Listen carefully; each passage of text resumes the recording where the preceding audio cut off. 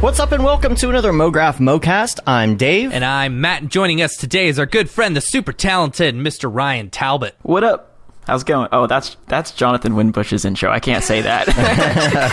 That's copyrighted. And Mograph is a supplement to our site, mograph.com, which is a motion graphics tutorial site with tutorials, plugins, podcasts, and other Mograph stuff.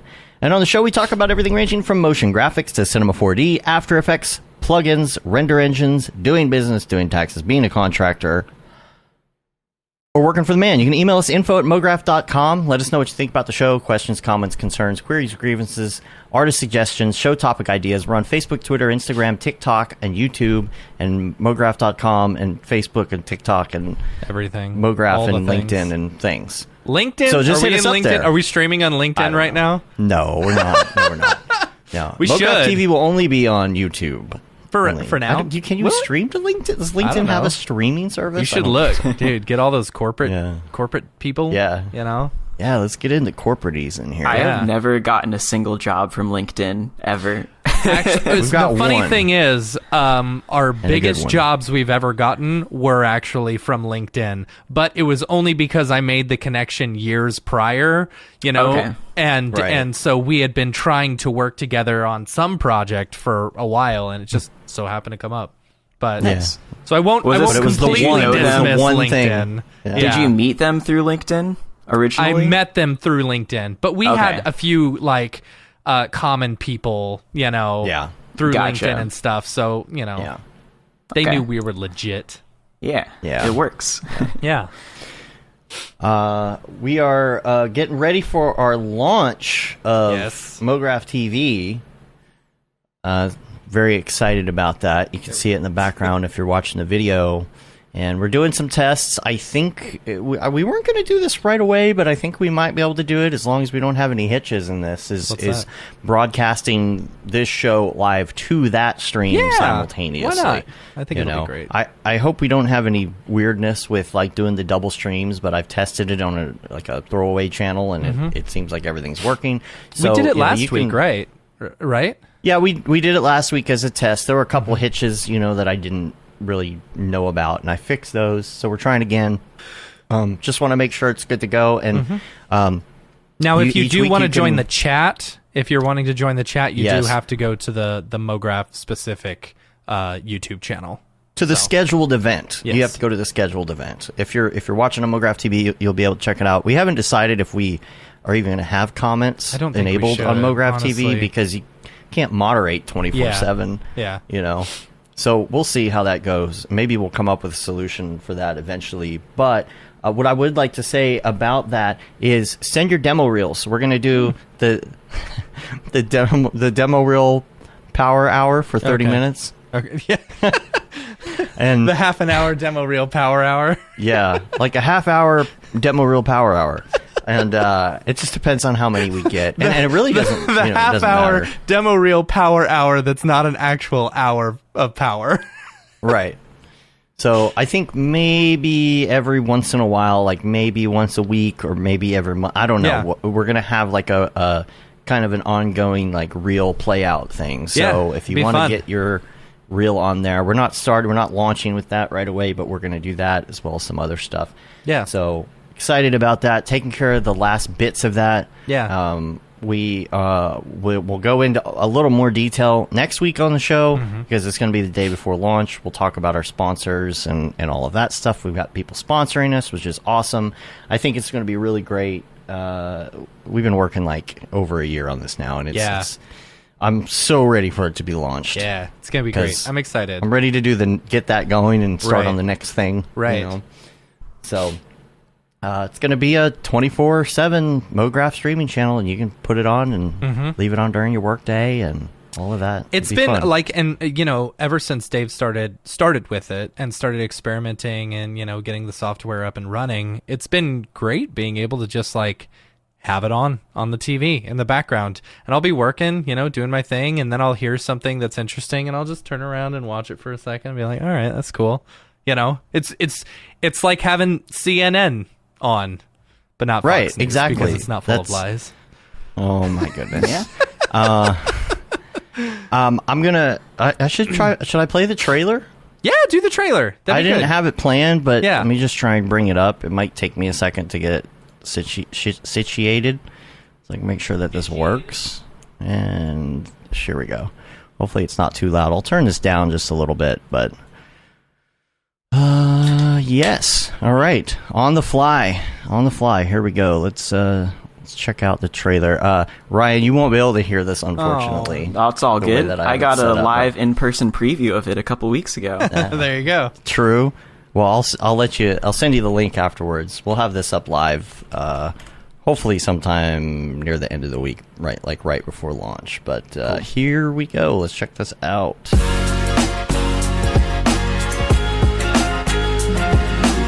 Introducing Mograph TV from Mograph.com, a free motion graphics and animation channel streaming your favorite content and favorite artists 24/7. Mograph TV features motion graphics tutorials, talks, tips, inspiration, and replays of popular live shows. We offer something for all levels of designer, from introductory tutorials to high-level breakdowns and everything in between. That track looks great to me. Mograph TV features software like Cinema 4D, After Effects, Unreal Engine, What up? third-party plugins, and other 2D and 3D software. We also feature live motion events, short-form clips, crypto art, and even a little photo and video editing. Learn from the people that inspire you most. And stay up to date on all the latest industry news, announcements, and community events. You'll also see exclusive offers only available by watching. With 3 8-hour blocks each day, you'll be sure to catch everything, no matter what your time zone. Keep it on as a companion to your workday and learn something new. Meet a friend, watch a demo, catch a classic tutorial, or even find new inspiration. That's a British word? A lot of things are British words. Yes, good luck with all your projects. Mograph TV, television for the design community, 24/7.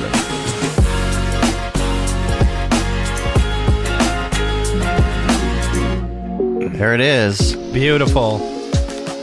It looked incredible. I just Lot of imagined work. all the sound effects in my head. I'm actually watching it Yeah. on YouTube right now. It's not over yet. Oh, you are? Yeah. Watching along. That's funny. Yeah, so really looking forward to that. So much thanks to everybody who's supporting us on that. We're going to have a lot more info on that next week. And yeah, anything else in the week wrap up? Ryan is here. It's going to be heavy NFT today Yep. because Ryan's been on the show before. Also, a couple other things. Our Rococo suit Yeah. is now going to be on the way. Second week of February is what I'm told. So exciting. Nice. it's going to be fun. Did you guys And, get the yeah. second gen? Yes. Yes. Yeah, Second dude. gen. Already have the gloves. Yeah, we got the gloves already. Yeah. Yeah. So I got the first gen suit before they announced the second one. And so they gave me the gloves. Those came like a few weeks after I ordered it, but then I was like waiting a couple months for the suit. And then like literally the day the suit got to my house, they announced the second gen. And so I was just like, can I like return this and just like get the second Yeah. one? They're like, yeah. They're like, well, just return it. We'll send you the second one. So I'm like, all right, cool. So yeah, it's still like unopened in my room, but I'm excited for Yeah, it. you should. Yeah, if you can get that swapped, you should. But I forgot about that. You told me you were over here at our super lame adult New Year's party where we No. just sit and watch CNN. It wasn't you know. lame at all. It was nice and relaxing, honestly, because like nowadays, like when I'm not working, I just want to chill. Like, because Yeah. I got invited to this crazy like rave thing on New Year's Eve, and I Nice. went the day before. It was fun. Actually, Dead Mouse was playing the first night. So I was saw that- Smearballs. was I that saw in his Dallas? visuals. Where was that? Yeah, that was It's here. called Really? Lights All Night. It was in It's Dallas. like a festival. Huh, I wish I had known. Yeah, so I saw Yeah. Smearballs visuals, but he was just like one of a bunch of DJs that were playing back to back. So he was on for an hour, and then as soon as he got off, somebody else was on, and then you're there till like 2 a.m. So like, so I was kind of done after the first night. I really wanted to see Maddie on because he was the second day, but I was just too tired. Yeah. So then I went to Dave's house and we chilled Yeah, and watched we chatted Mograph for a TV. while. Watch Mograph Yeah, I TV. had a little Mograph TV running on the TV outside, and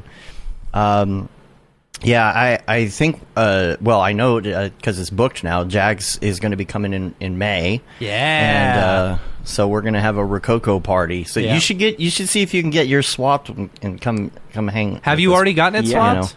No, Have you already it's still No, sitting it's still- in my room unopened, so I need to send it back. Yeah. Because like Yeah. I want to integrate more like character animation into what I do. Because like I have like the little robots, but I want to do more like humanoid robots. Yeah. You know, with like 5 fingers and limbs and things like that. I think we were talking about that either on Discord or in Halo chat or something the other night.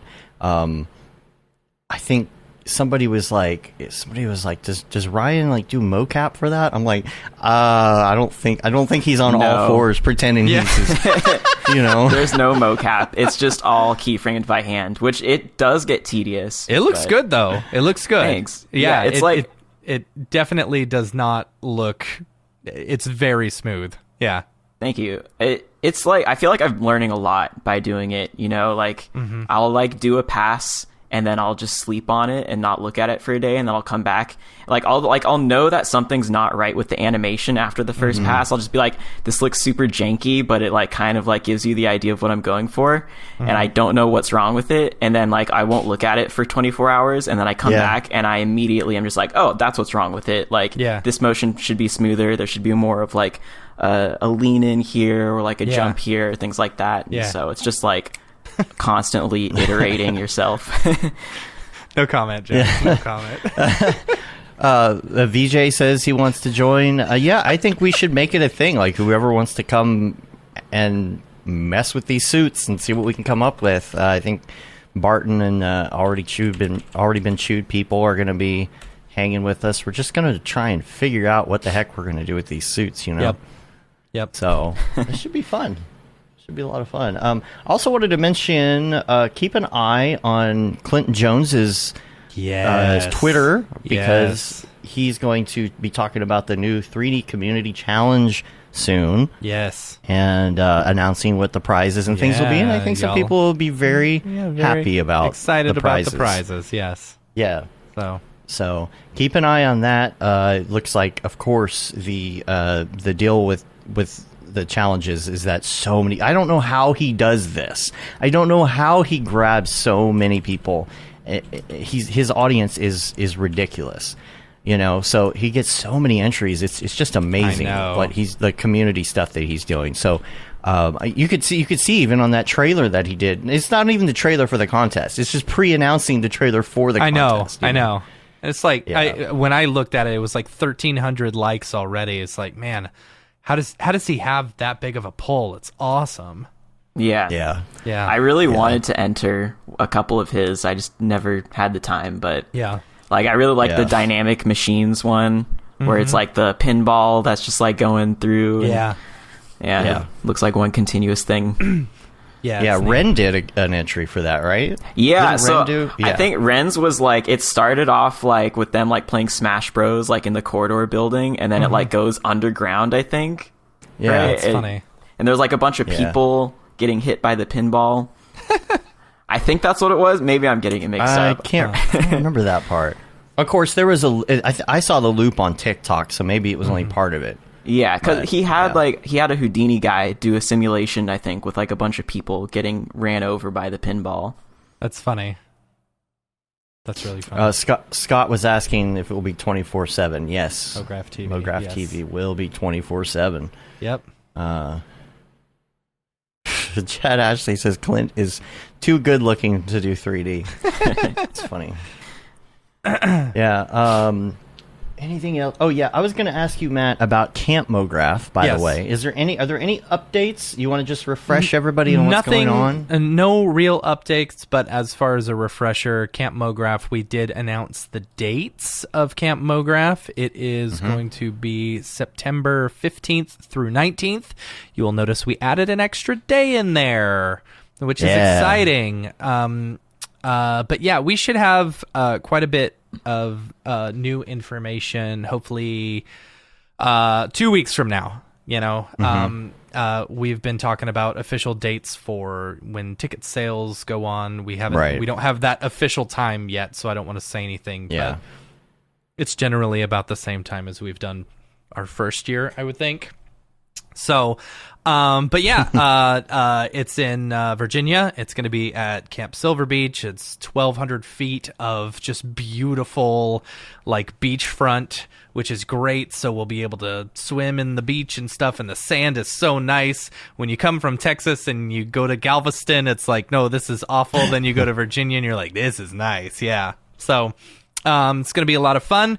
We're still talking to a few presenters and stuff for fireside chats, but yeah, it's going to be really cool. We've got some exciting stuff to announce once here coming soon. But if you're curious, sign up at campmograph.com and we'll have an email out shortly. Right. Can anyone come to Camp Mograph? Can anyone? Heck yes. Yeah. You can get a ticket, you can get there. Yeah, if you can get a ticket, sure. Yeah. We'd prefer 21 and up, but we won't limit it that. It probably 18 and up at least, Oh, yeah, no kids. Yeah, kids no are kids. not allowed at this event. Yeah. We don't have the insurance for that. We don't have the insurance for that, no. Yeah, So, have to specify. yeah. But yeah, it's going to be fun. It'll be a blast. Yes, Chad, you definitely have to go this year. to go this year. Yeah. Yeah. That's all I have for the week wrap up. I got a couple links real quick.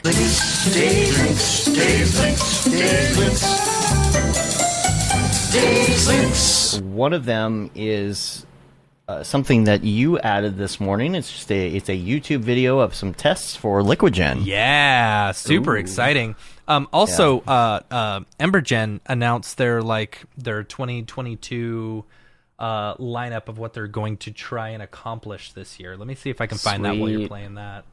Is LiquidGen also by Jenga Effects? Mm-hmm. Yeah. Sweet. Yeah. I'm stoked for that.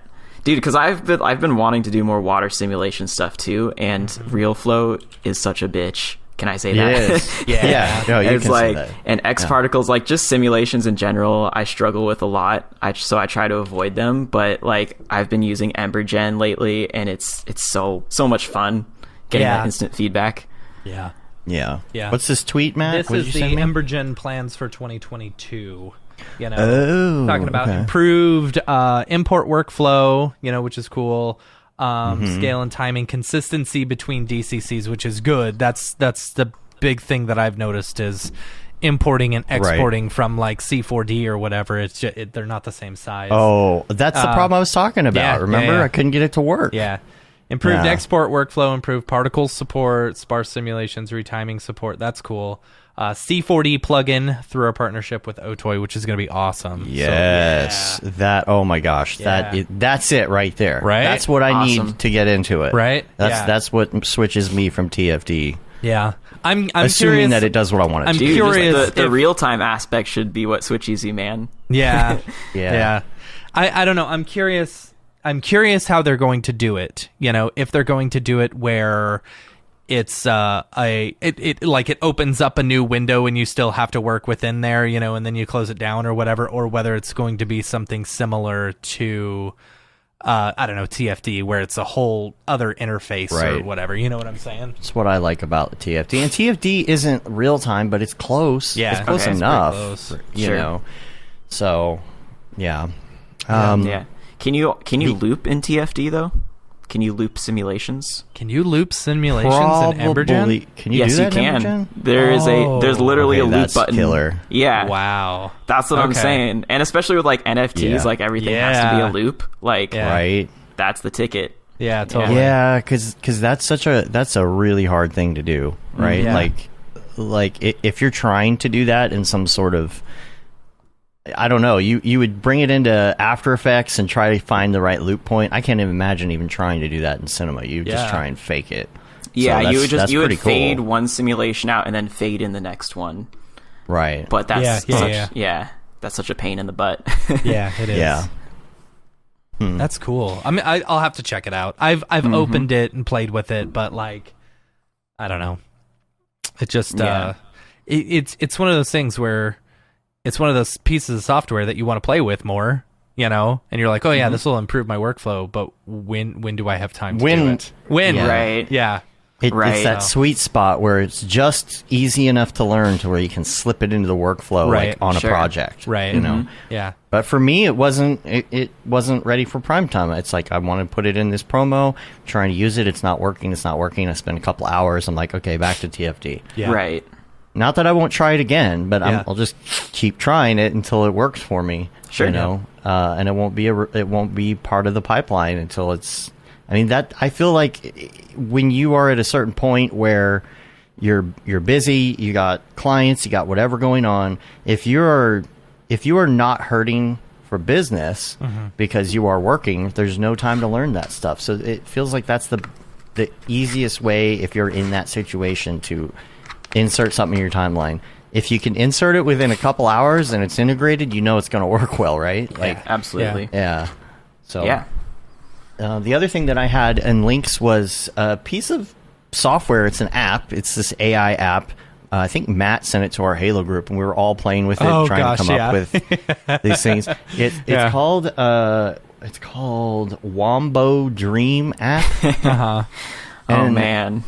It's like you pick a style and you pick a couple words and you let it sit there, and it crunches through AI on your phone and comes up with imagery based on what you wrote. You should do it and, real and the quick. style. You should go. Should on I the, do one yeah, live? you should do one live. Yeah. That'd be That fun. would be funny. I So- can try and do it. What are your thoughts Yeah. about using that to create one-of-one NFT artwork? Oh, I think it's crap. I Well- don't think you should do that. You know. Yeah. Because I mean, so if you designed the AI yourself, you know, and we're creating NFTs off of it, I think that would be cool. But for some random person just to be like, all right, blah, blah, blah, blah, blah, all right, and then there's actually a minting thing that's coming soon. And it's like, Yeah. oh, Yeah. come on. No. Right. I was like, really? No. Yeah. Really? I was like, you're just going to mint any of these? Wombo.art. Right. Wombo. Yeah. Wombo.art, yeah. So, I'm not going to name any names, but there are people who are using it. And I think everything is a tool, and it's all about how you use it. Yeah. So, like, if you're the very first person to find Wombo and mint something using it, then people are, it's unique. But if Yeah. everybody's using Wombo and is Yeah. minting Right. stuff, it's like, oh, come on, man. Like, that's just Wombo. So, oh, Yeah. why'd Like you do if it on I- your phone instead of just going to the website? yeah. Oh, I didn't know there was a website. Yeah, wombo.art. Oh. Well, it's nice and easy to do in the All right. app. So what would be our word? We have to come up with a word, right? Do TV, television, hot dog. Television, Hot dog. hot dog. Now we want to do a base style, just do no style. Yeah, just do no style. Let's do no style and see what it comes up with. What's really cool, you know what I love is in the app when it's going through these phases, it's pulsating the vibrate in the phone, so it's it is? clicking in your hand. You kind of feel like the AI is happening. You know. Okay. What did we type? Television. Television what? hot dog. Yeah, that's okay. Television hot dog. That's not very Let's do it. good. Let's do a new one. Let's do hot dog waterfall. Hot dog waterfall. Yeah. Okay, hold on. Make hot dog one word. hot dog waterfall. Yeah. There you go. All right, and we'll just do base style again. Right. Let's do it. Because sometimes it's easier to tell what it's trying to do on the base style. Of course, Right. I do like what it's doing in these styles, but okay. Oh, hey, that's something's pretty coming good. out. Okay. Oh, the hot dog. I see some French fries Right. in there. Right. Let's just say those are French fries. I don't It want almost looks like a stack of pancakes. Right. Oh, Yeah. Right. Or maybe some like bacon and eggs. I don't. Oh, yeah. I love that. I love that. It looks like the handle of a pot, and Yeah, hot yeah, dogs yeah. are falling Yeah. off of it. That's great. Yeah. Sorry about my TikTok aspect ratio here, but like here's another. What's great is you can just keep doing it over and over till you find one that works. Sometimes it pretty comes good. up with really cool stuff. Yeah. I think one of them that I put in here that worked really well was actually, it was called Pizza Table. Okay. Let me do that one, and then we'll move on. Pizza Table. Let me give it a vibrant Yeah. style though. Let's see what Pizza Table does. See, look at that. Ooh. Pizza Table. Nice. Looks good. Looks delicious to me. Yeah. I'd sit at that Yeah. table. I'd eat it. It looks like there's menus on the table too. Right? Look at that. That's pretty cool. Yeah, I'm that's gonna cool. save that one. But yeah, there's the thing on the bottom that says, publish as an NFT soon, Right. coming soon, and you're like, Man. great. Yeah, Great. I don't support that. Yeah. Because then you're just saturating the market with more crap that Yeah. doesn't need to be saturated with, Yeah. you know? There was You know a, that's what's going to happen though. Is just Yeah. going to be people putting garbage NFTs like Right. auto-generated more garbage NFTs. NFTs. Right. Yeah. And no one's going to want to buy that. Like, Yeah. Yeah. Yeah. Especially if they could Nope. just generate it themselves. You know? Exactly. Yeah. Yeah, There's but this, what happens when the AI gets to a certain point where there's like one AI that everybody loves, you know? And like it's so good that they only put out a couple a year from that AI, and the AI is the... Yeah. Pretty good. It's There getting are way too meta. there are AI generative projects like on Super Rare, I think. Right. And I honestly don't know how they work. Like I don't know if it's I think it's like that engine is they're only like minting to Super Rare. Like nobody else has access to that AI engine, I think. Yeah. That's how you do it. And probably the person who created that AI engine is the one doing it. I Yeah. hope. You Yeah, know? that's what I would hope too. yeah. Like I can see it if you're creating the engine in order to create art, you know? Yeah. Right. That's cool. Like there's this one woman that I follow on TikTok and she does these like she's programmed it for like horror stuff. You know, and so it's like you type in something and it will create this like creepy horror scene using Right. AI, and it's very, very cool. You know, and if she was to put some of that stuff out, I'd be like, yeah, okay, I'm with you. But just Right. to do this, nah, come on. Yeah. Yeah. Well, we've already learned about your past. Yes. In the last time you were Let's on, we learn talked about your in depth. future. Yeah, but actually, what I was going to say is kind of refresh everybody just really quick about your background for those who haven't heard that episode. They can always go back, but I can't remember. Did you go to college for this or not? I went to college for film school for a year. So I went to Okay. Cal State Long Beach, studied film, but it was like my first year, so it was really just like GE classes, not like Yeah. actual film classes. Yeah. Yeah. But then like I kind of like got around that because I took a job working in the film equipment room. So I was like checking out all the gear and stuff to the actual like film students who were like in their third and fourth year. And so then I worked on those film sets, dropped out after a year to start working, and I was doing some like motion graphics stuff at Western Digital. That was like my first motion graphics job. And then I just kind of went freelance from there and did some stuff for like Nickelodeon and like a bunch of other clients. And now I'm Won here. Australia's Got Talent, Yeah. right? Yeah. I was Yeah. doing some projection mapping stuff with a dancer in Australia, and then we won. I love that you show. completely leave that out. It's like that was kind of that I feel like that was a big part of your story as well. Yeah, I mean, yeah, it was like one of my biggest allocades, right? You know, it's like the thing that you put on your resume that looks really good. Yeah. Like the work itself, like I'm happy with how it turned out for what it is. Yeah. But it's not like the style that I want to be known for. Of course, you know, yeah. it's like Yeah. it's not. And I was like, how am I going to put this on my reel too? Because like you're shooting live footage of a recording of your Right. graphics and somebody Right. standing in front of it and everything. And like the thing that like I was always attracted to was like the cinematic stuff, right? And like the cinematic aspect of motion design, you know, so like the 3D parts. But yeah, you know, they're both different, and it was a great like learning experience, and I grew a lot and I got a lot out of it. So yeah, Yeah. Jags apparently went there as well. to Cal to State. Australia. No, Cal Oh, State. to Cal to State Long Beach. Yeah. Cal State, yeah. Oh, sweet. Yeah. Awesome. I wonder what years was he there? Yeah, that's a good question. I wonder if we Yeah. were there at this. I don't think I ever met him. Yeah. I was there. Yeah, but Jags was in the what was it? The accounting department or the Oh, that's right. Oh, right. okay. He wasn't in the film department. school. Economics. Yeah. Yeah. He was Okay. in Yeah, economics. that's Okay, right. then we definitely wouldn't have met. Yeah. Yeah. You probably crossed paths Yeah. Yeah, one- I at think- one point, you know? I was there 2016 to 2017. So Okay. All right. yeah. Yeah. Well, Since we are going to be super NFT heavy probably from this point on, we should probably go to the drop. What do you think? Matt, probably. I think starts maybe to we should stall maybe. to get Okay, let's go to his the drop. notes. Okay, there we go. Well, let's do it. Drop. Is this the fucking mic drop? This is exactly what I should be doing. What's up, and welcome to this week's episode of The Drop, your weekly source for all things NFT and crypto art, as well as upcoming drops by notable people in the Mograph industry. I'm Matt Milstead. Joining me, as always, is Dave Costa. And joining us this week, super NFT extraordinaire, Mr. Ryan Talbot. Hello. Yeah, let's get into let's get the stuff out of the way. Let's get the drops out of the way so we can talk to Ryan about everything.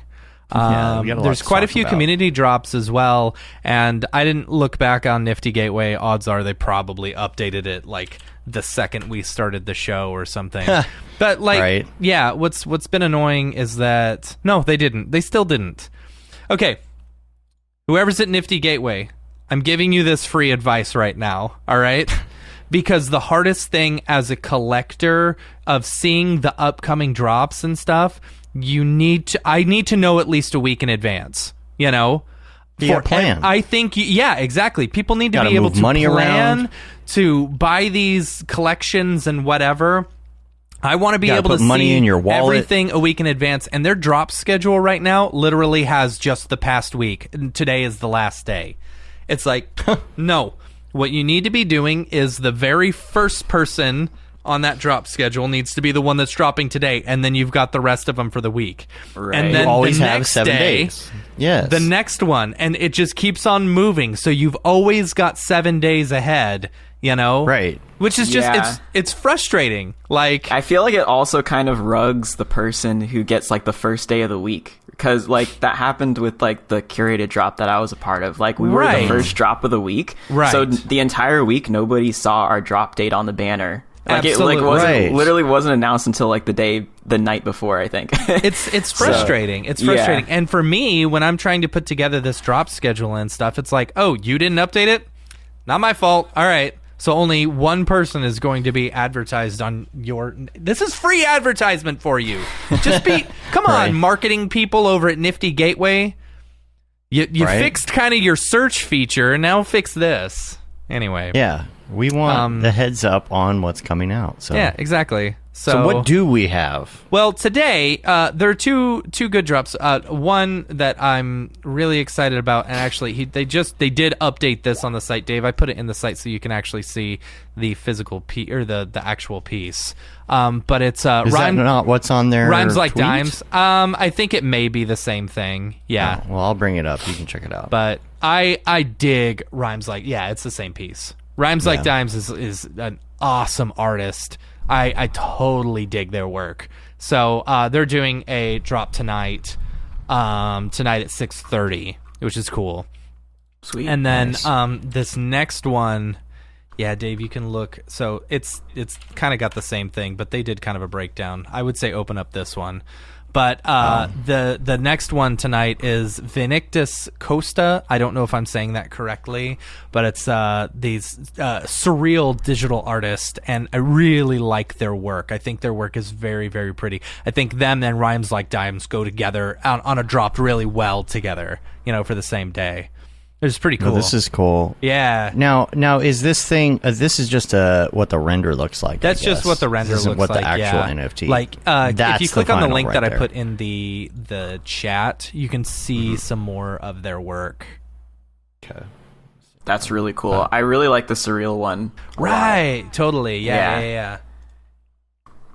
I love all it. So- Do you know if these are like 3D? It's loading. I'm assuming that these are 3D I would to an extent, assume, with maybe yes, some because Photoshop. if you look at the let's see, the original one that Dave was showing, it actually showed like the clay render and stuff like that, and then it rendering, and then I'm assuming they threw just a you know, what are those things called that people uses all the time? The after Topaz? plugins. Topaz Studio? I feel like someone just Topaz, threw a yeah. Topaz effect on top of it. There's definitely like a LUT of some kind. Yeah.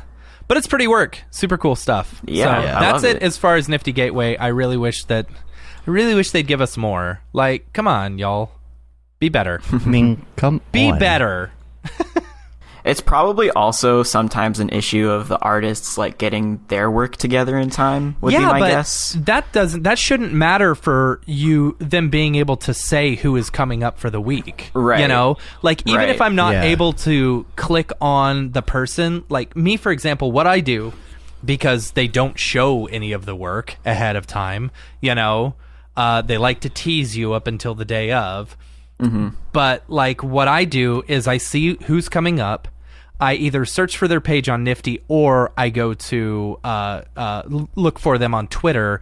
And almost like 90% of the time, the ones who actually care about their drop will have already put one of their pieces saying coming soon and teased it and stuff. So that's what we look for, you know? Right. It's just frustrating when, you know, you've got one of the biggest NFT sites just not like that should be a simple thing to correct, you know, like that should be a very simple thing, you know. I don't know, they're just not marketing it well. They're not marketing it well, you know. Yeah. So I agree with you there. And if they want everyone in this world, if they want 1 billion NFTs sold or whatever it is that they say, you know, they need to get better at that marketing. Anyway, Yeah. that's it for my weekly rant about Nifty Gateway. Next up on Maker's Place, the 25th, which is tomorrow, is How I See Dat World is the first one. Yeah, cool. So this one has really loud audio, Dave. Just a warning. Oh, it does. so- I think I have all this muted. This I one do is have it called muted, The Museum of Donuts.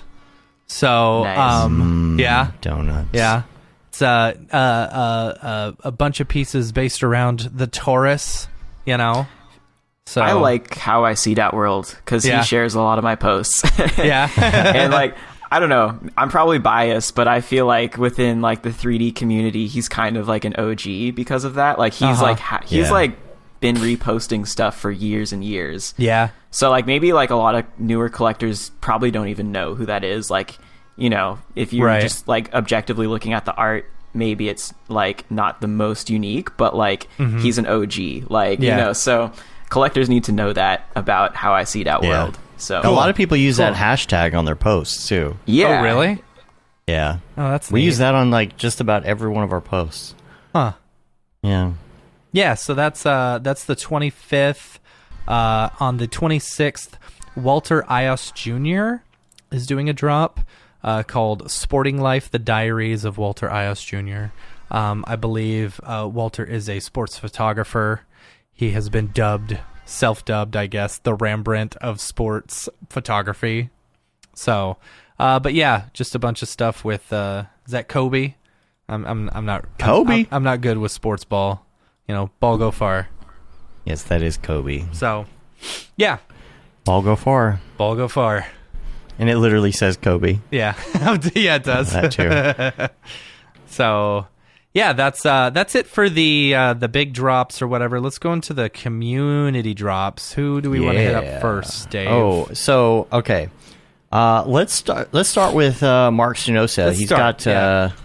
He has got you know what? I put that. Maker's Place. No, I put that wrong. That's not right. That's Oh. the wrong link. My bad. Oh yeah, that's the one we just looked at, isn't it? Yeah. Okay, go somewhere else. I'll find the link. All right, we'll go somewhere else. Let's talk about this in the meantime. Just a note here: Ross sold out his candy NFTs, right? I'm sure he's happy about that, especially today. Today's his birthday. Happy birthday, by the way, Ross. Hey. So I'm sure, that's a good birthday. I'm pretty sure he's sleeping right now. Otherwise, I would wish him happy birthday. That's not surprising. Right? But hey, it's his birthday. He can do whatever he wants. Yeah. Those who don't know, y'all are actually roommates. Yes. So I'm sure there's a lot of good NFT talk going around that place for sure. all we talk those about. sold out. I love the what was it called? Was it called King Gumdrop or something? That was my favorite. Mm-hmm. That's the one I liked. Yeah. And did you find it yet, Matt? He's still looking. Sorry.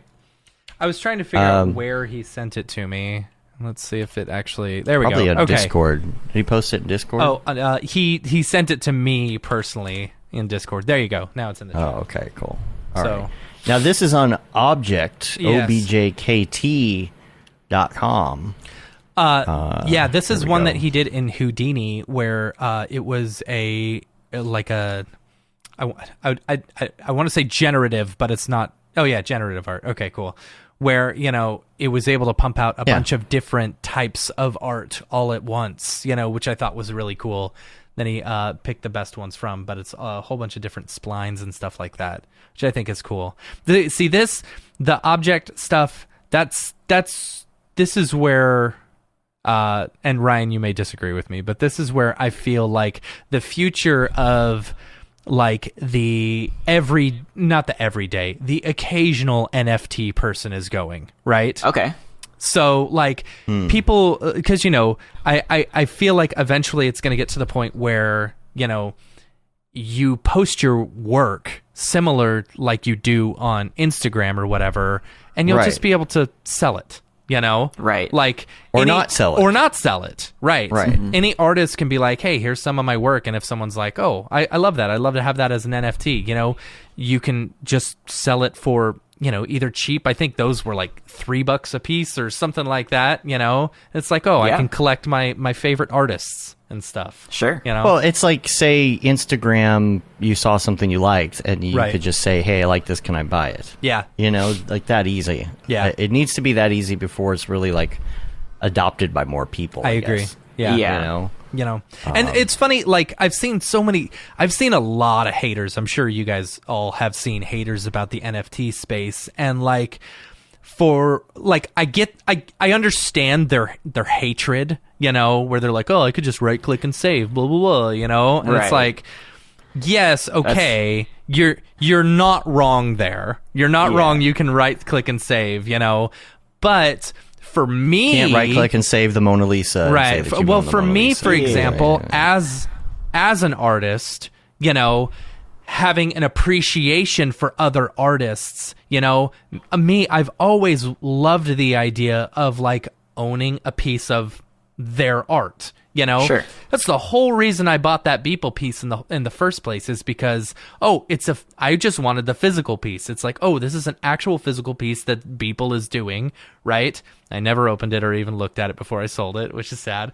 But but it's like, oh, you can buy a print, sure, but that's not video. Prints Right. are cool and stuff like that, but really I wanted video, and that's what drove me to fall in love with this space in the first place.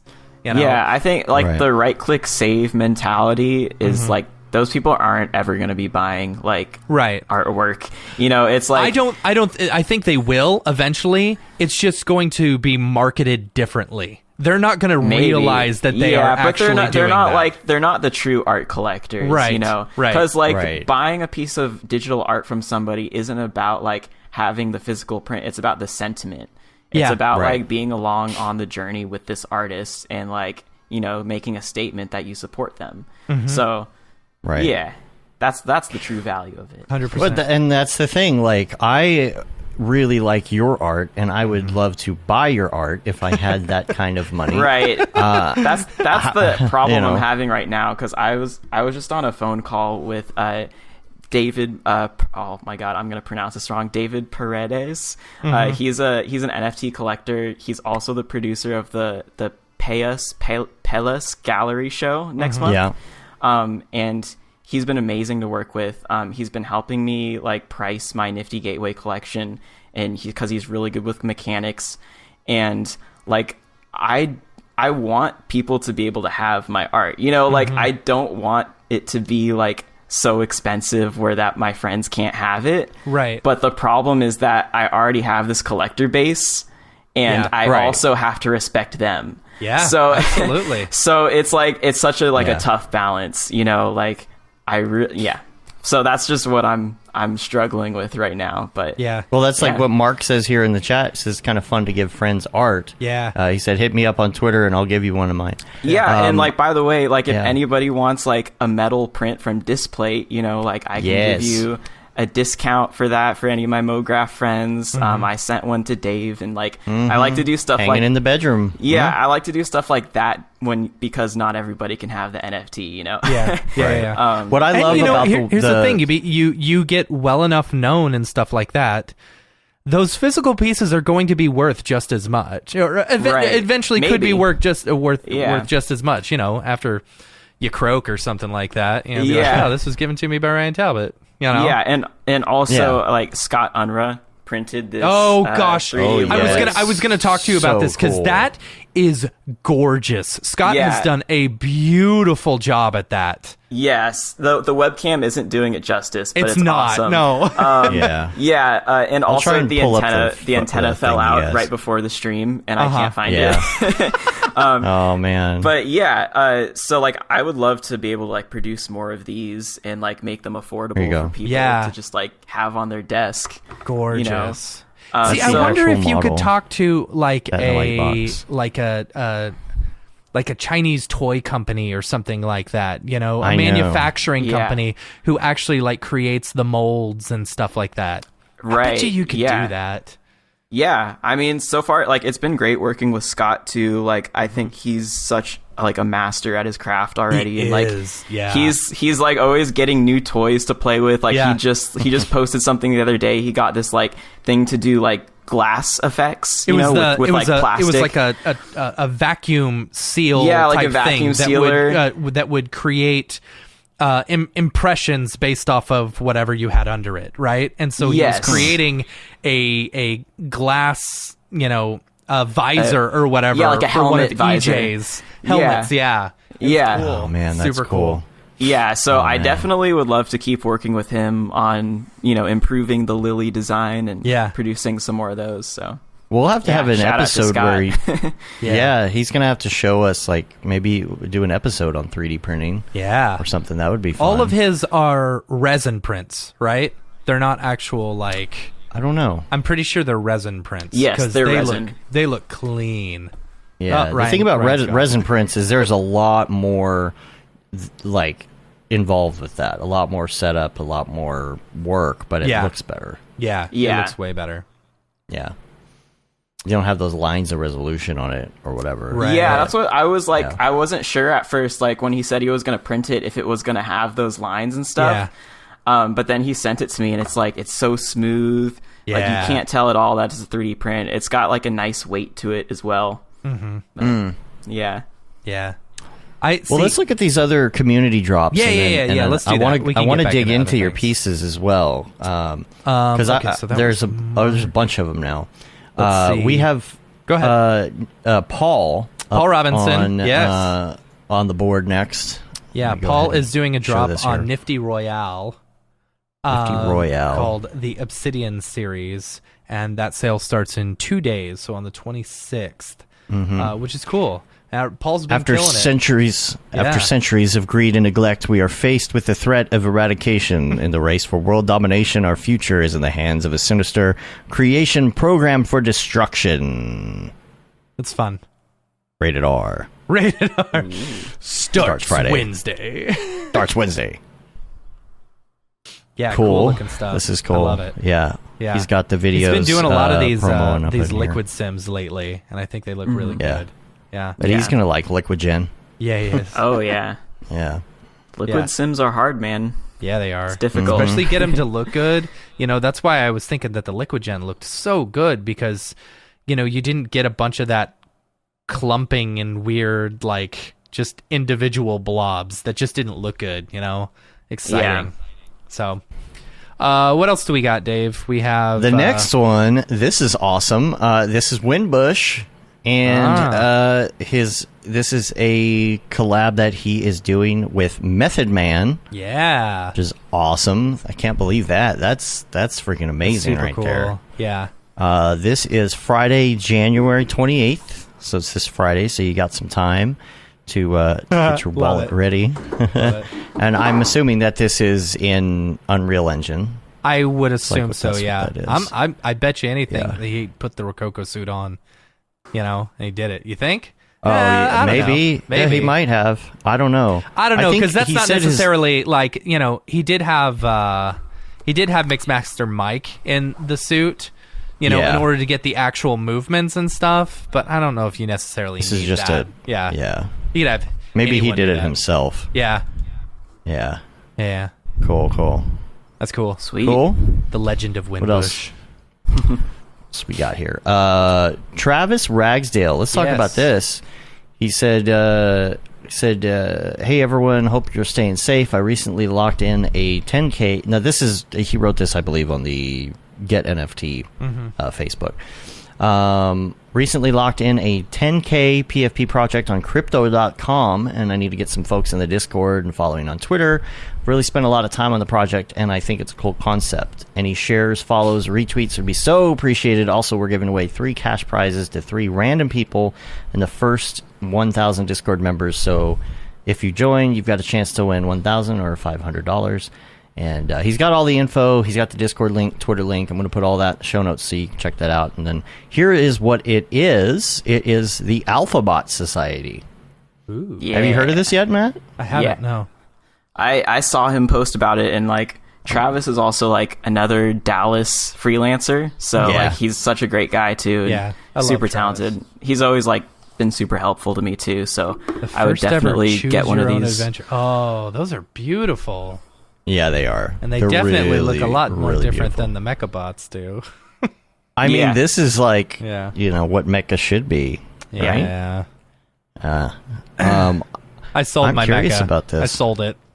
Oh, you did? How much did you sell it for? Sold it for like 1.5 ETH.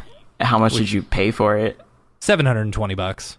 So Oh, okay. So okay, I mean, you I flipped still it. made Yeah. money. Yeah, I Okay, still cool. made money. I was able to Yeah. mint one, so I wasn't okay, too yeah. worried about it. But still, Yeah. it's like I could have sold it for $30,000, Yeah. and I didn't. Yeah. I could have sold Dude. it for 9 ETH.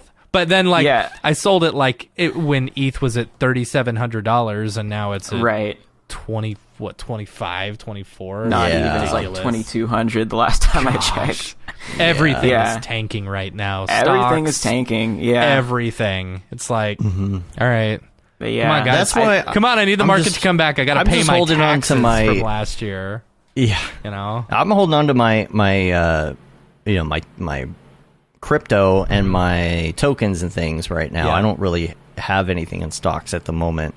But for me, I'm just holding on to it because everything is going down. Yeah. You know what I mean? It's like, it's not like, my render tokens are going down right now because render's going down. Everything's going down. Everything, yeah. And so I'm just going to just sit and let it ride. I don't know what else to do, honestly. Yeah. Right. Because it's everything. So Yeah. you just got to wait for everything to go back up, or, what else are you going to do? Cash out and then,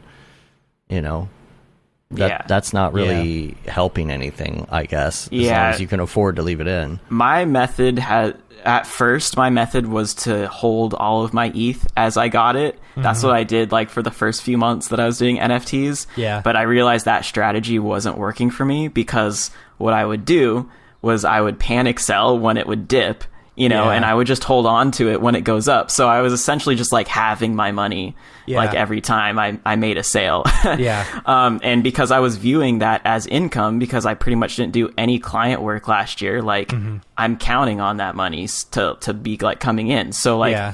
so now I will cash it out immediately when I make a sale, and then I will look for those dips to buy back in. Yeah. And and like Right. I'll keep some ETH around. Like I won't liquidate all of it. I'll keep a Yeah. few around, because I want to like buy NFTs and stuff. Yeah. But for the most part, it's good to secure those funds because Yeah, you're for also sure. going to be paying taxes on the Yes. amount. So yeah, you're going to be paying taxes on the amount of ETH, like what it was worth when you got it as an artist who's selling. So like even if I don't sell my ETH, I'm still paying taxes on the USD value of that ETH when I received it. Right. So if I kept it all, I'd be on the hook for thousands of dollars of taxes for money I don't actually have. Right. So that's Yeah. another reason. Like if you're an artist and you want to do NFTs full time, I would recommend liquidating at least like half of what you're making. Because you're gonna need it for taxes. Yeah. So Yeah. That's interesting. That's interesting. Yeah. yeah. Yeah, but everything is going down. If it would be one thing if crypto was going down or like ETH Yeah. by itself was going down. Yeah. But because it's everything, All my it's stocks, like, I know man, that they're down like 15%. You know? Yeah. Yeah. It's like, that's It's ridiculous. just everything. So it's Yeah. like it really has nothing to do with the particular token or the cryptocurrency or whatever. It's just all of it. I think that's the best thing to do is wait. Yeah. Right now. Yeah. It's And it seems like the value of crypto tokens are like sort of becoming tied to traditional stock markets. Whereas I did like notice that. Yeah, back in previously, 2018, it wasn't the case. It was like when the Yeah. stock market would go down, crypto would go up. You right. know, but now they were it's two like separate things, almost opposites. And Yeah. now it's like your everyday average consumer is also buying crypto just as Yeah. much as they're buying stocks. Yeah. So they kind of like go up and down together now. yeah, Yeah. which So that's sucks. interesting. Yeah. Yeah, It creates it's a like different dynamic. my render token is down right now, but it's like it has nothing to do with the token. So I'm just going to Right. hold it and see what happens when everything goes back up. I mean, it could go higher when it goes Yeah. back up, you know? So I'm just Right. like, why not just hold on to everything? Yeah. And I had a note too I wanted to talk about with, I mean, unless you want to talk more about crypto and stonks. No, But, go ahead. I've got a note too that I saw on Clinton Jones's Twitter this morning, just to watch out for. Is apparently someone is claiming to be him and trying to yeah. sell all his alternate realities art as NFTs. That He sucks. said, "I don't know who Meta Walker's NFT is, but it's downright nasty. Don't be fooled and consider reporting them if you feel Yeah. the need." I think that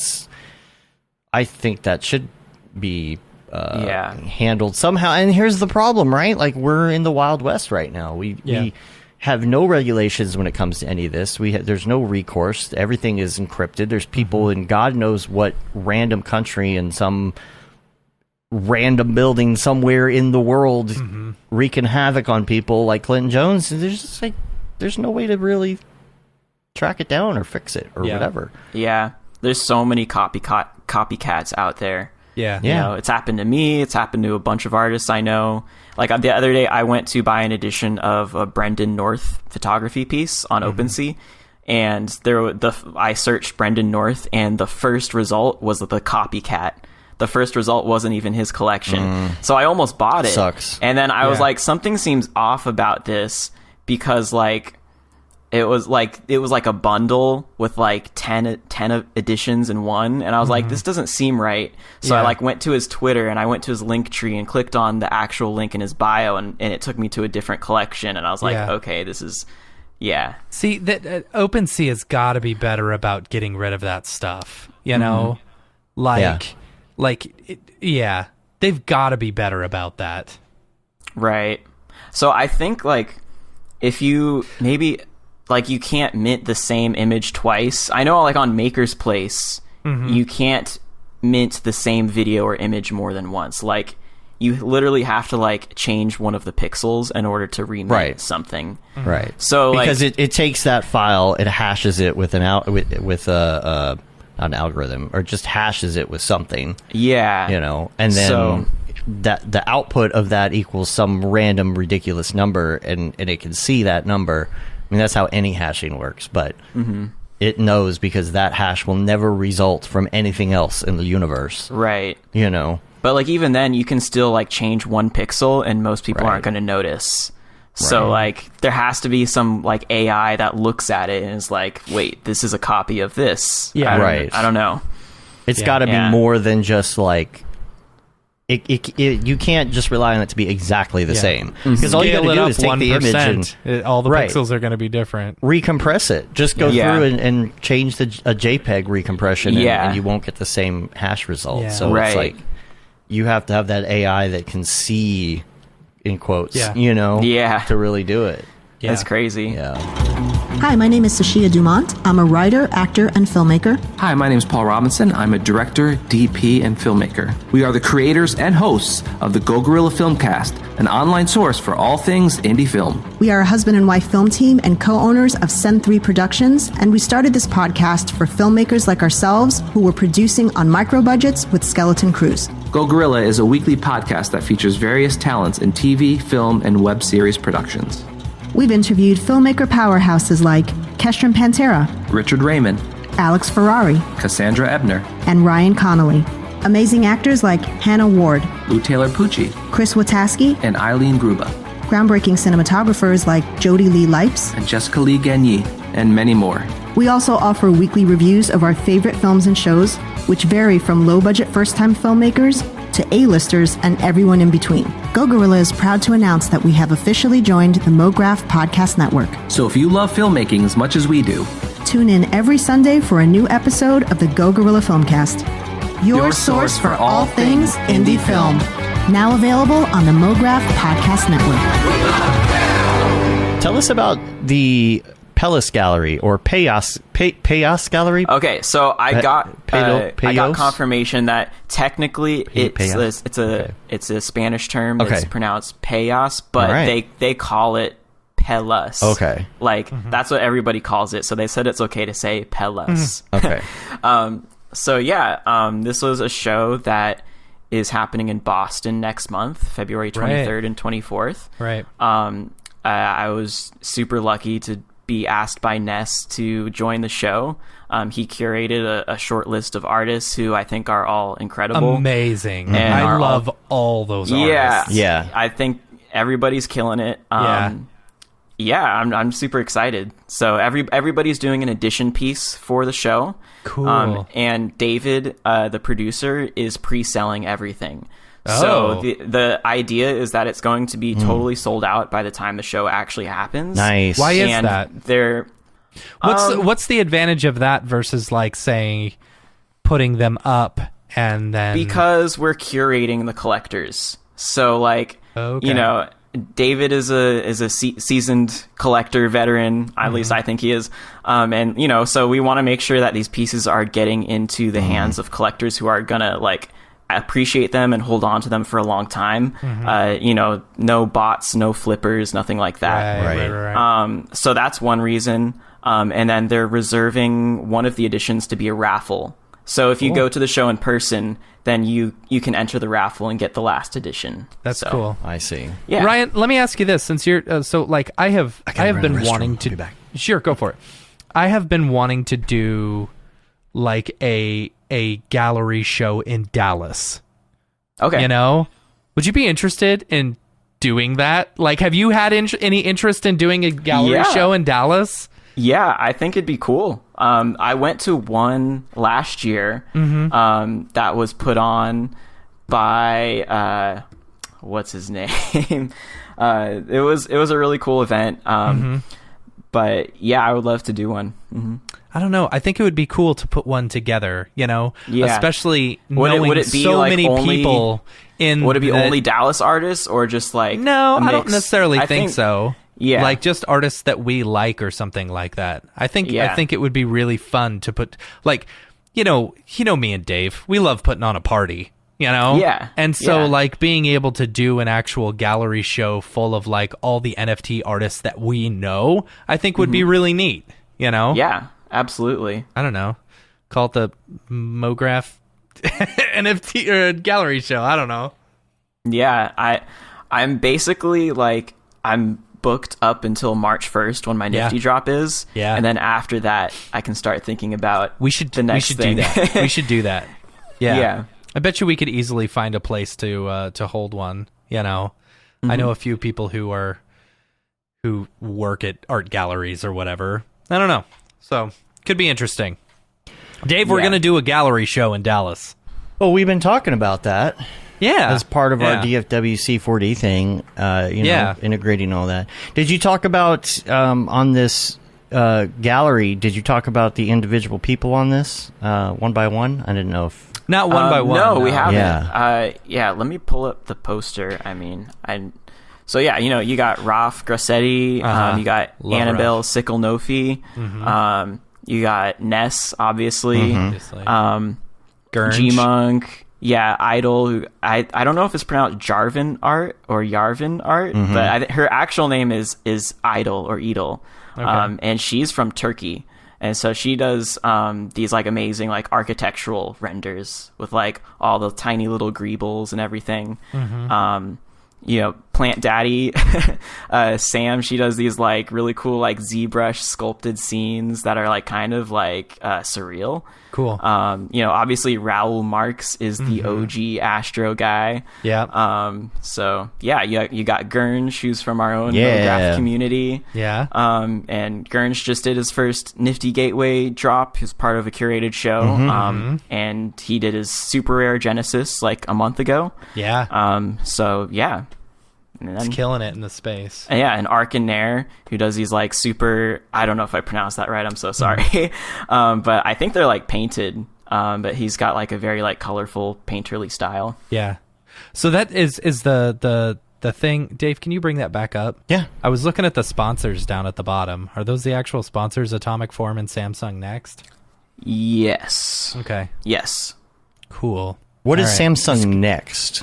Samsung Next is the new TV Is that the from TV? Samsung. Okay. Yeah, Yeah. they're supposed to show off NFTs and stuff like that. Yeah, we were looking at that on TikTok the other day. Just No, like, yeah, I think that's the Samsung like photo. it's cool. It's like a photo viewer. Yeah, it's And, yeah, what can I be think a is TV. rad about it.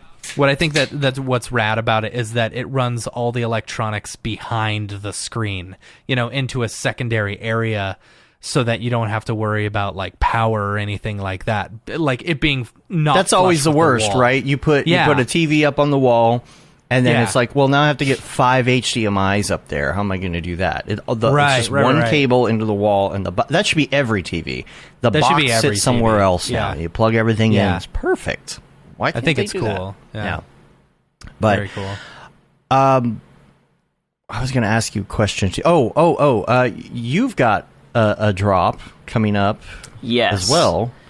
Yeah, so the piece that I'm doing for the Pelas Gallery is going to be the first piece in my solo Nifty Gateway collection, which will be March 1st. Yeah. So there's going to be 2 more pieces in addition to the Pelas piece. The one I'm working on right now, it's like Tank and Lily are like fishing in like a bioluminescent pond. That's cool. So yeah, and then I have to come up with 2 more, which is why I have nothing else planned for the next month. I'm just working on the art. I was going to say, do you have any of them complete, or like, are you showing these off ahead of time or no? Yeah. Okay. I'm definitely like, I'm rendering the fishing one right now. Cool. I was hoping it would be rendered by now so I could show it off on the show, but Yeah. it's still rendering. Still bacon. Yeah, still bacon. Dude, I need to get one of those like render box machines with like 4 3090s in Right. it. Like It's a write-off. Yeah. Yeah. Of course, you got to be able to find 3090s. Oh, yeah. Yes. Yeah. It's always the issue. Now you had one where Lily was playing the piano the other Yeah. day that I saw. Has Yeah. that one already been minted and everything? Yeah, so Okay. the story with that Yeah. one was that it was going to be for the Payless show. But And then I someone was posted like, it on- "Here, I'll give you some money for it." Yeah, I posted it on Twitter, and I was like, I'm saving this for something special because Ness hadn't made the announcement yet. And then a collector DM'd me, and like I told him how much the edition price was going to be and everything, and he was like, okay, well, like I'll offer you for all of that for like a 1 of 1. And so I was like, okay. I thought about it for a little bit, and we talked a little bit. And he's like a great collector. He's got an X copy piece, and he's got like a bunch of other 1 of 1s from Super Rare, and yeah, he just he seemed like it would be a good fit. So I was like, Yeah. let's do it, and I'll come up with something new for the show. Yeah. And I think it works out because I had another piece called Serenade, where it was just Lily playing the guitar on Super Rare. And so those can both be 1 of 1s. And Yeah. then the piece I'm working on now will fit more with the Nifty Gateway collection. And that'll Gotcha. be like more of like an edition thing. Yeah. So Which cool. one was the very first one? I'm trying to find that now. Wasn't it the balloon one, wasn't it? the No. very first one, my Genesis, was actually called Lily's Guardian. And it was Lily being like held by this like bigger robot holding an umbrella. And so that was my Genesis piece on Super Rare. And that one went to Barat Crimo. So I'm sorry if I'm pronouncing that wrong. No, you're fine. But yeah, so I put that up, and it actually like it was just kind of sitting there for a while. Like I had a collector who wanted it, but then it was just kind of like, oh yeah, maybe I'll put a bid in, and then like it just never really happened. So it was just kind of like sitting there for a few days, and I was like, crap, this is like my super rare Genesis, like it needs to like get into like good hands. Like I got a couple lowball offers on it, and I was just like, like I've already been selling on Maker's Place for this much, so I'm not going to accept these. And so I just messaged Barat, and I was like, hey man, like you've collected a couple of my things on Maker's Place, and like I really appreciate it. Like, would you be interested in like having this piece, and like I'll give it to you for a discount. So like I gave it to him for less than I originally wanted to sell it for, but it was because it was Barat. Like he had already collected things from me. Yeah. I know he's a great solid collector, and so like I wanted my Genesis piece to be with him. So he immediately was like, yeah, of course, let's do it. And then he actually like offered me more than I asked for, because I was telling him that I just wanted him to have it. Yeah. So like so yeah, he took that piece, and then that ended up working out really well for me, because I minted the balloon one next, and that one just blew up.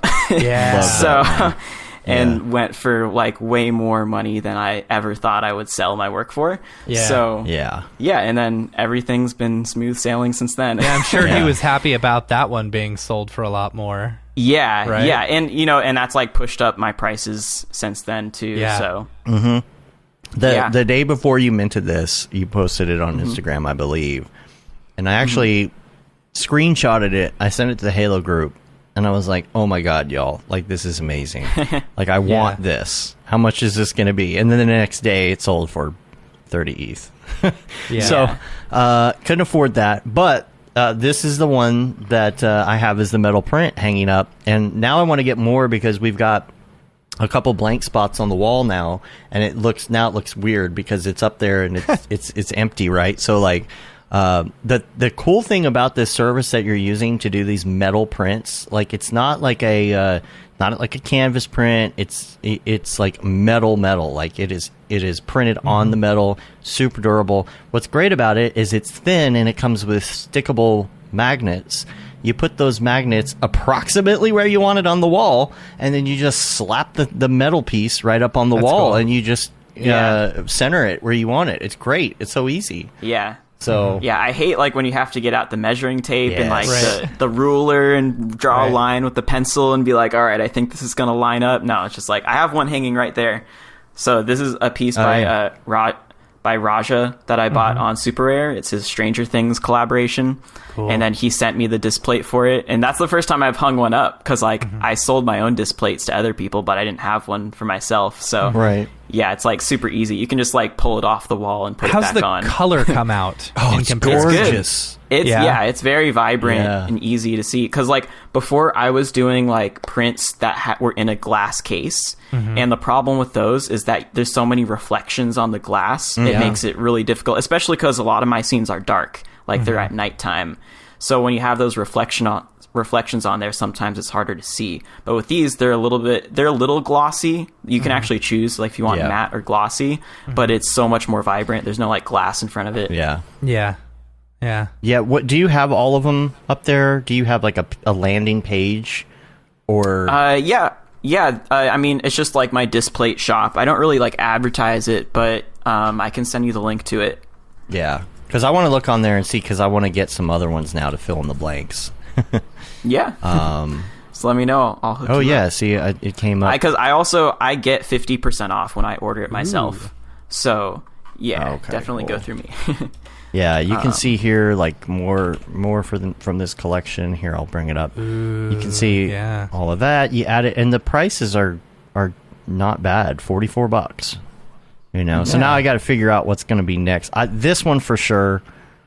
I have to ask Julie what she thinks, but this one for sure. Gorgeous. Love that one. And then I'm going to need one more. We'll figure out which one. Maybe the bike one, or like the wheel one, because it's got the balloons from the other piece, Yes. That would be good. Yeah. I need to put the piano one up there too. So that one would be like horizontal though, and none of the other ones are horizontal. So but yeah. So where did the idea for these come from? Was it just kind of organic, like you made one and then you're like, this is This is cool. So like Tank, I was still on Maker's Place at the time. Like I wasn't on Super Rare yet.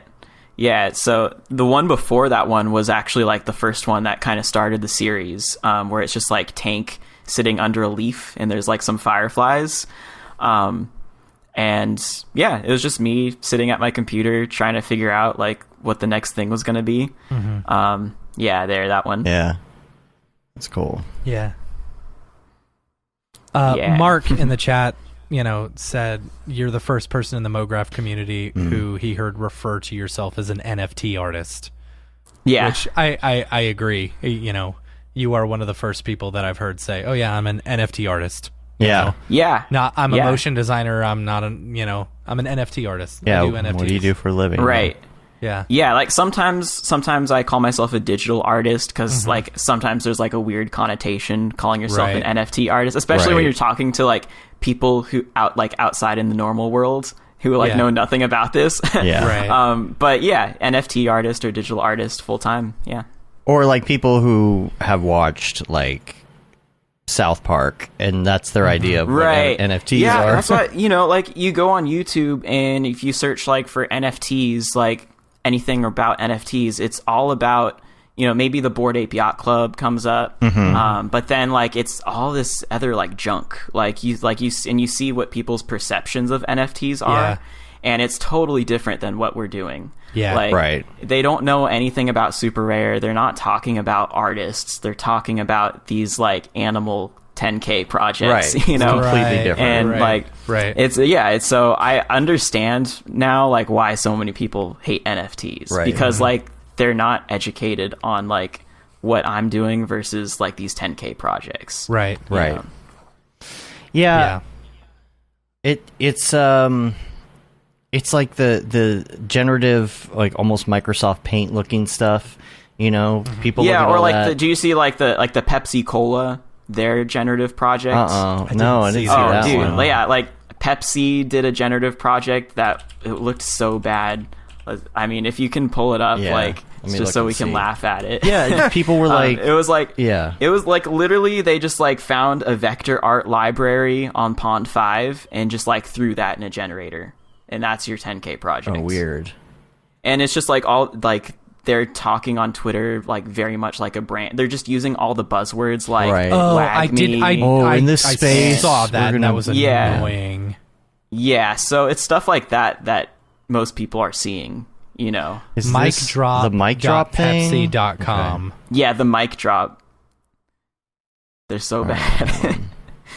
It's like a vector art of a microphone and then like a vector art of just like mustaches and just the most random things. Why Like, microphones? there's no because it's a there's mic drop. exactly. Yeah. But Is microdrop and Pepsi? they're giving it out for free. I'm pretty sure it's only gas fees. So like these things aren't gonna hold their value Right. unless Pepsi does something right. to make them valuable. Right. Right. Like, what is the value in that? Right. So it's already So free weird. from the start. It's you like, know? oh, okay, we're just whatever. It's Pepsi. So Of but course, yeah. you had the Thanksgiving parade that did well. Yes, And I but don't know those if were that was also because it was giving for charity. that money to charity and stuff. You know, Right. so by And- buying and an those NFT, were- you can also write that off as a tax write-off. You know, Right, versus right. buying And there w- something from Pepsi. Right. Yeah, and I think those were done by actual artists. I mean, I know the artist who did those Macy ones. You're talking about Oh, the okay. balloons. Yeah. Yeah. So for one, it's done by an actual artist who cares about the project. And I think it's just very obvious to the community when a brand just decides to come in and pretend to be one of the cool kids. Right. When they're, when they're What's just up, trying fellow to like, NFT artists? Yeah. I think there's Yeah. a clear difference between that and like people who like really like put a lot of care into their projects. Yeah. Yeah. For sure. Yeah. Like Travis Ragsdale, his Alphabot Society, man. those look dope as hell. Like, Yeah, they do. That is, Yeah. you can tell that there was care given to that. Yeah.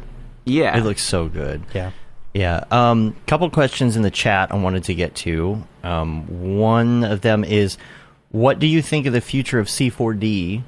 Are you considering switching to Houdini full time? You do Houdini stuff, right? No, I know nothing about You Houdini. don't? Nope. Oh, I thought you dabbled in it a little for some Gonna reason. have to get you that Stop Being Afraid That of course. Houdini course. Yeah. I watched the first few lessons of it, and then it just got too advanced for me. Yeah. Because I was working at ABC at the time, and like also like it was hard to like have the time to do both. Like working a full-time job, Right. Yes. and also like learn a Houdini course at night. Yeah. So yeah, but I mean, like the course I'm sure is awesome. Like I love Mark, and like I did the first lesson where you like learn how to put a cube on a sphere, but the Houdini way. Yeah. And like it so that they're like Yeah. in contact with each other while it's rolling. And like I like learning stuff like that because like all the nerdy things about how to do character animation, like contact between objects in 3D. Because like it's not like the real world where like you just pick something up. It's like no, you have to like put it in the null so that it's attached to the hand, and then when it's Right. touching the table, you have to take it out of that null or use a constraint The tag. position say, constraint. Yeah. Yeah. So it's Yeah. interesting.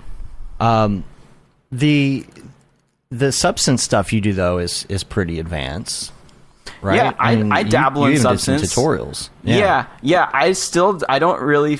Maybe it's just imposter syndrome, but I don't like to call myself like an expert at substance. I'm like, I jump into it when I need to do something, and then I figure it out, kind of. Yeah, but all the graffiti and all the stuff that you have, on some of these characters and some of these scenes, that's substance, right? Or no? So actually, the graffiti map is just like I drew it on my iPad, and then I exported it as just like a square tile that I throw on everything because it's all UV Okay. unwrapped. I UV unwrap everything in Cinema 4D.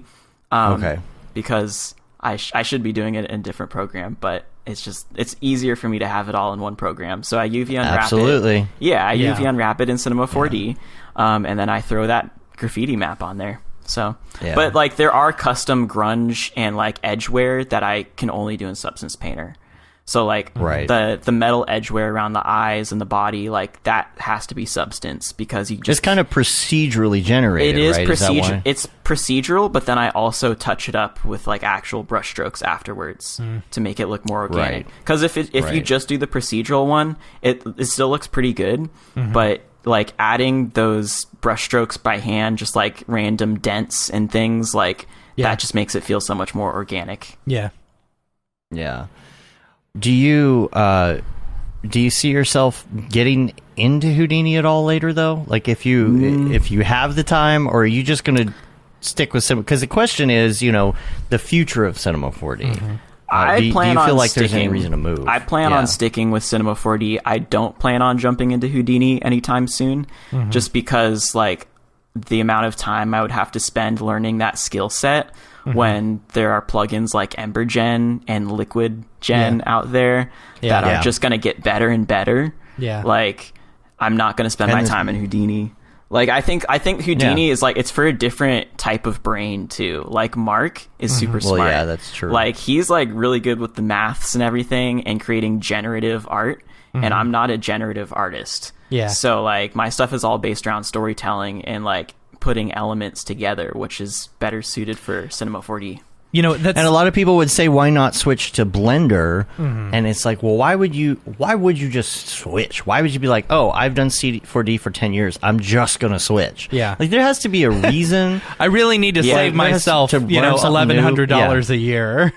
Yeah, I mean, at Yeah, this that's point, nothing. Like, at this if you're point, it's doing work for affordable. clients. Yeah, it's affordable Yeah. for Yeah. me to subscribe to Cinema 4D, so I'm going to keep doing that. And no, I don't have any plans to switch. But I can see why the Blender community is growing so much faster because it's free. So you Yeah. have all these kids that That's are number coming one, up, yeah. and it's the free thing to download. And Right. there's so many great tutorials now too. Yeah. You got Ian Hubert. You got the donut guy, Yeah. Andrew The donut Price. guy. Yeah, so there's just I can see why, but Yeah. I'm sticking with That's Cinema a hard 4D. thing for Maxon because they're up against a free program that Yeah. all the kids are buying, and all those kids are going to learn from that, and that's what they're going to be using 10 years from now. Yeah. Yeah. The But question like, is, for us who are here, we don't have a reason to move that direction. yeah. The question is, what's the price point going to be before Blender finally says, okay, we're going to sell our software? No, I don't think that's... I mean, it's always Like, been open source. So someone- who actually... You who know, actually there's owns got to it? be a price tag that, like, if Yeah, but someone nobody offers owns them. Who Sure. owns it? It's open source. So So But I like, don't- if I don't there's know what nobody happened. owns Blender, so how are they going to sell it? Like, well, Yeah. okay. So then I don't know. I don't know. Yeah, I don't see that happening. Yeah. I don't see how at this point, but Anyway, if there's something that I need to do in Blender, I'll move to Blender. Yeah. You know, Right. just for that thing, but I'm probably not going to move fully to Blender just to do the one thing I want to do. Right. Just like Houdini, same thing. Yeah. I'm going to go do a sim or do some threads, interweaving or something, and then I'm going to bring it all back into cinema. Yeah. But- Yeah.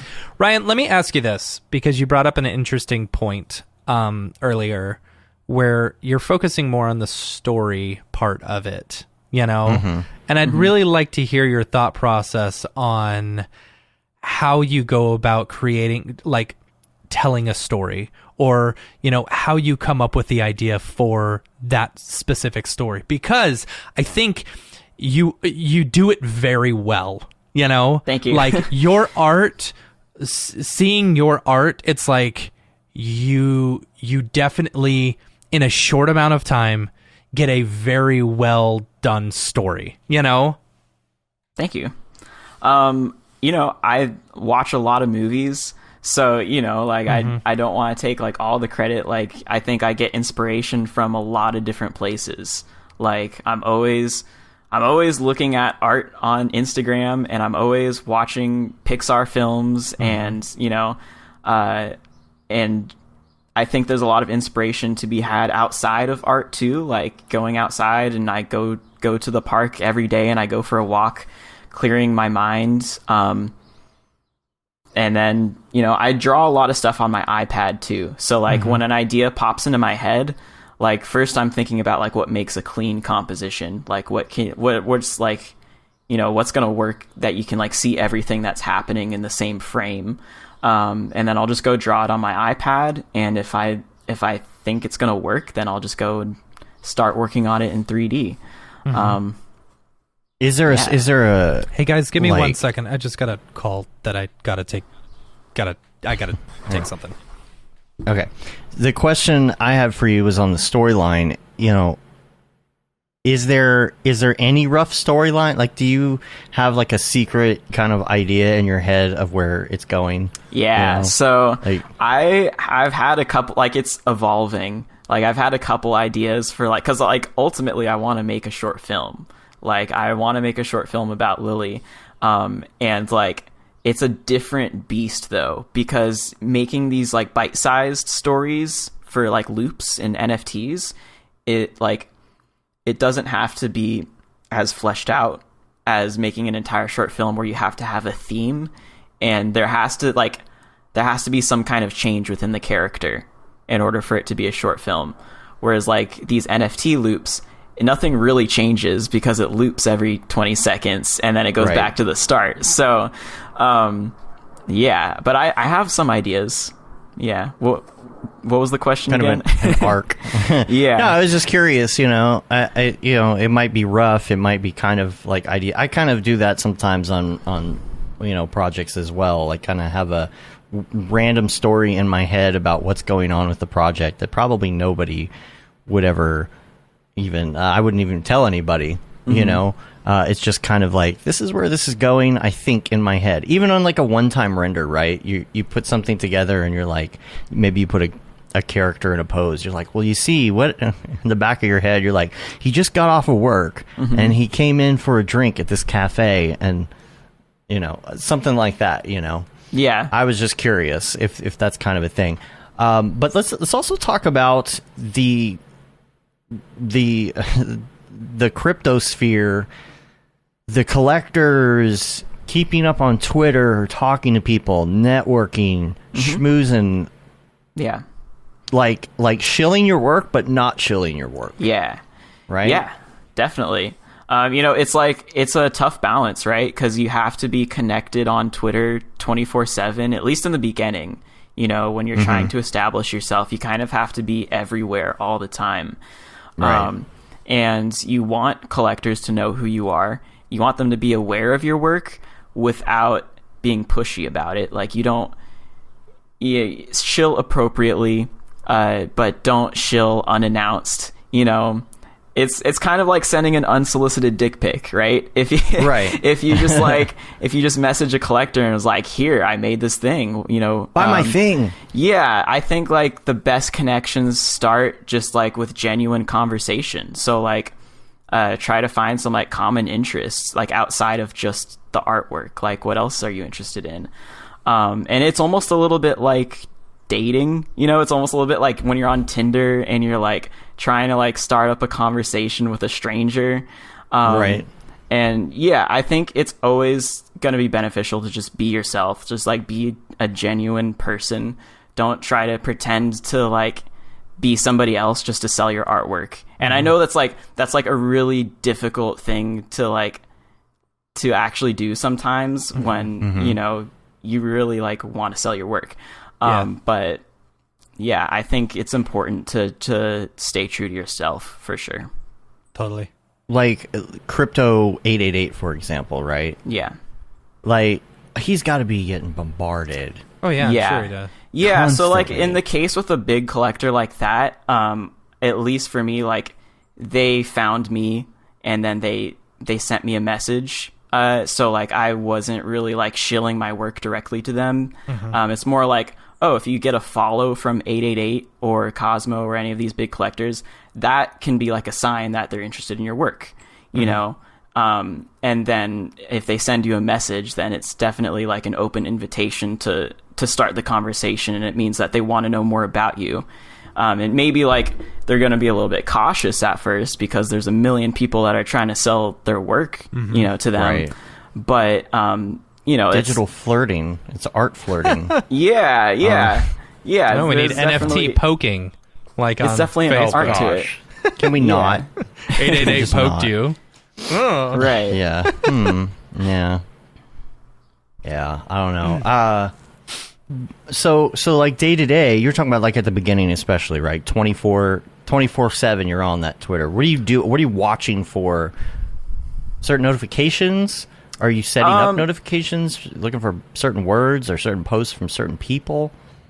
Yeah, I mean, I follow notifications from a few people, just to like stay in the loop of what's happening, you know, because like when your friends are dropping, you want to be there for them. You know, when a collector does something big, you know, you want to know like what happened. So yeah, it's just kind of like making sure that people know who you are and like, you know, try to just put the best work out there you possibly can. For sure. Yeah, if you're gonna put like one of your things up on Twitter too, like how do you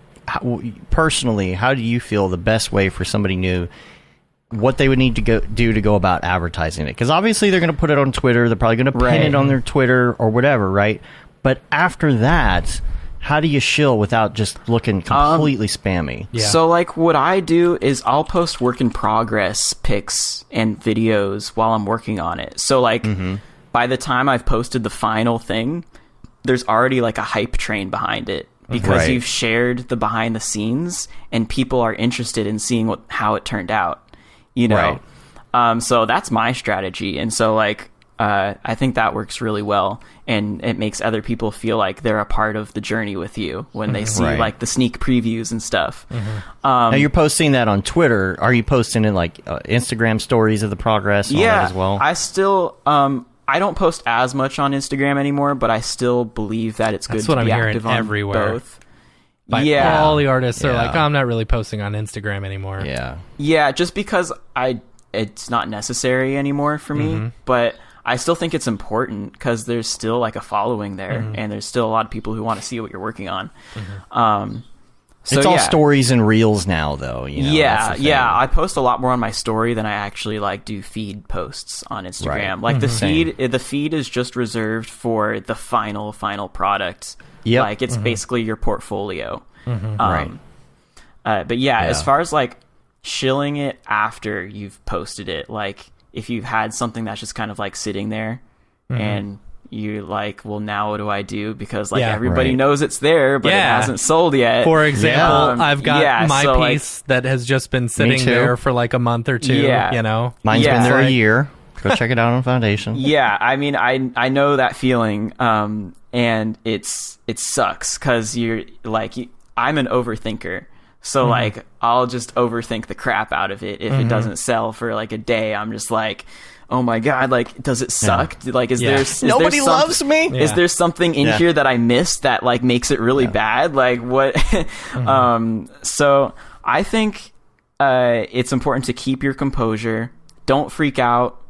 Don't go on Twitter and be like, oh man, it's been 30 days since I've sold something. Cause that's like when you like haven't had sex for a long time. You're like, oh, it's yeah, day 365 without sex. And I'm, like, no, but just like, I would just say go about how you normally would before. Like, act like nothing's changed. Like you're a ship that's going to keep moving forward, whether that piece has sold or not. I wouldn't recommend like minting a lot more if you haven't sold your last thing, because I think that's another mistake is like people think, oh well, I'll just mint something new, but then you start to build up this like unsold marketplace that's just sitting there, and it looks worse. It looks worse than bad. just having one unsold piece. Because if you just Right. have one unsold thing, that's okay. Like you can still go about your business on Twitter, and like people will still be finding you and everything, and your collector might be out there looking for that piece still. Right. So yeah, I would just keep working on new things. Don't necessarily mint it.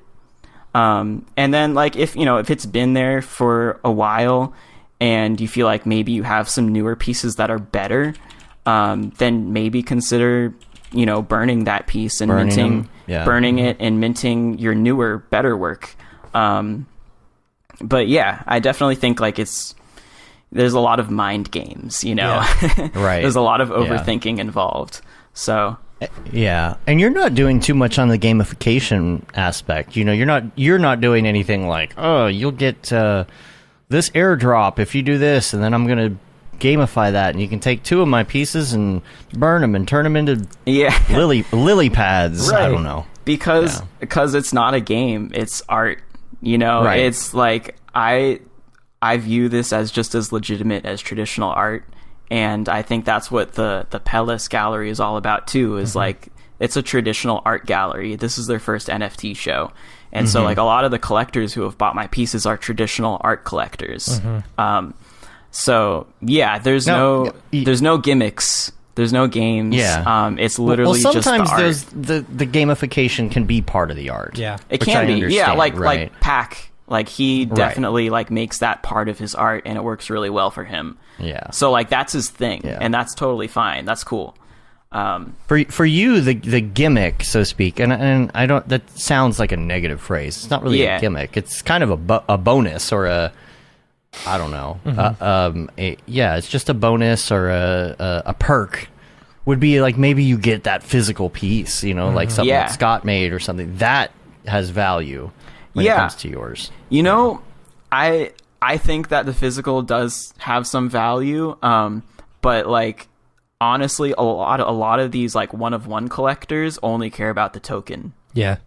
Yeah, so like I still offer them the print, but like I don't really like advertise it as much anymore. I don't know if you've noticed, but like Cosmo, like he didn't even want one. Like he just wanted the tokens. Like that's because he like genuinely believes that that's where the value is. Right. Right.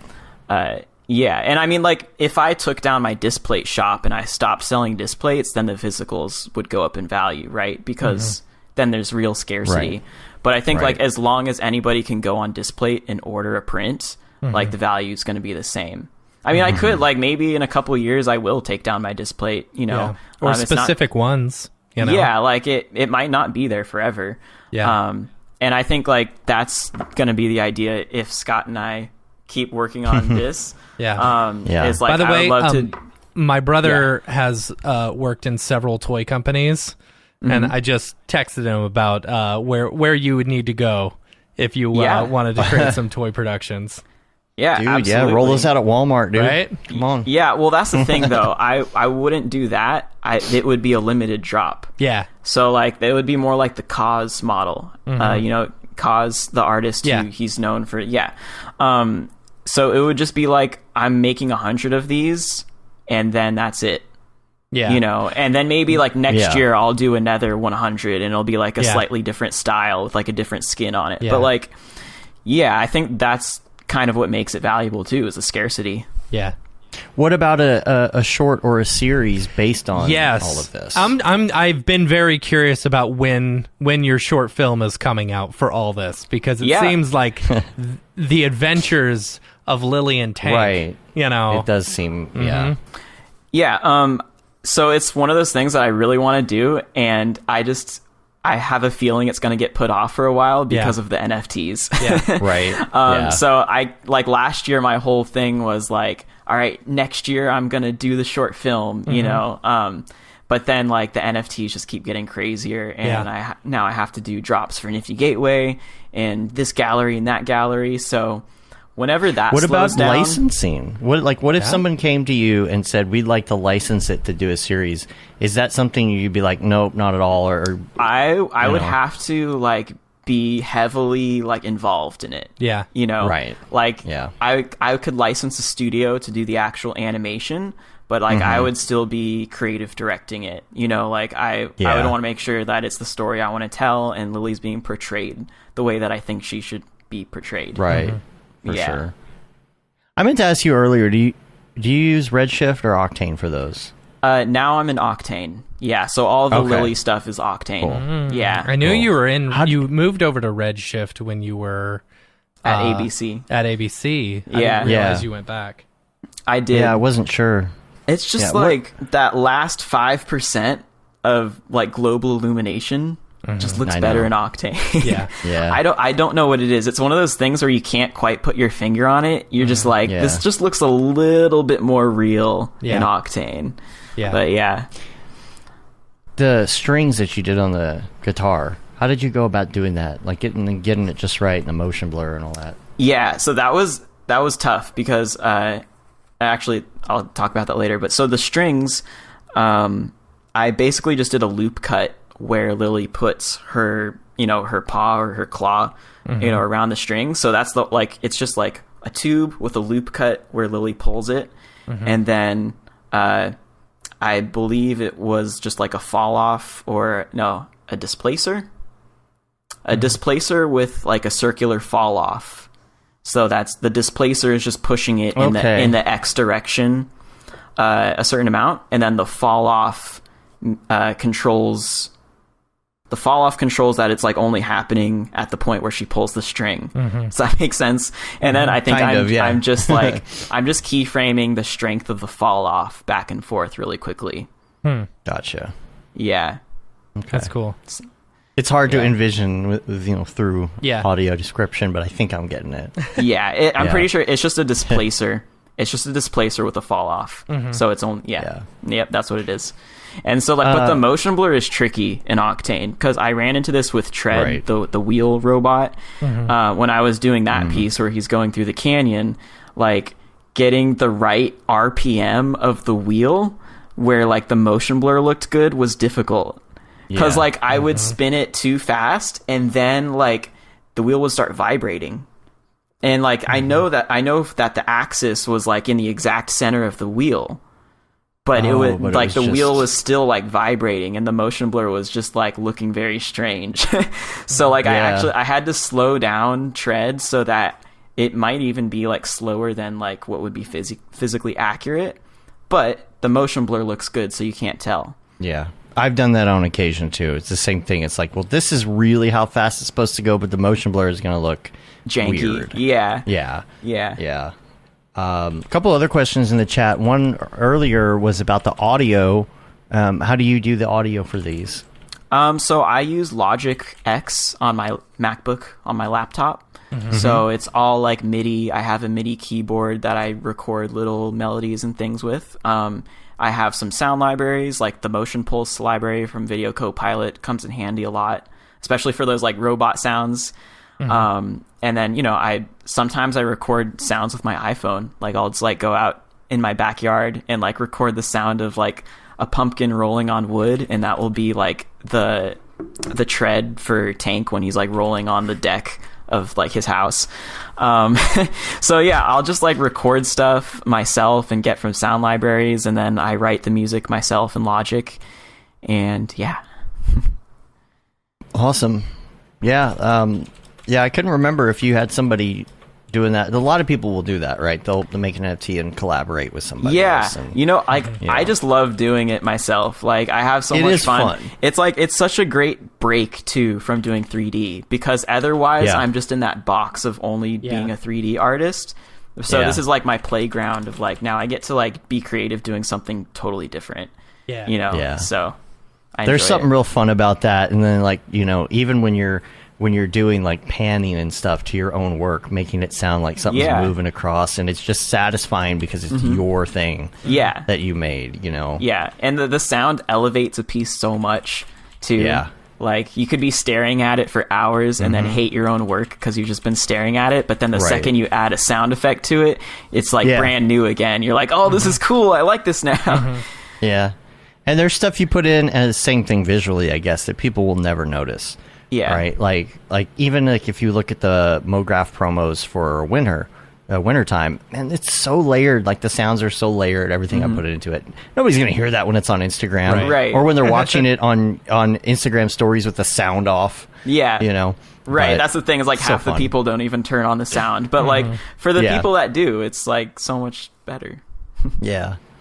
Another question in the chat was about, I've lost it here.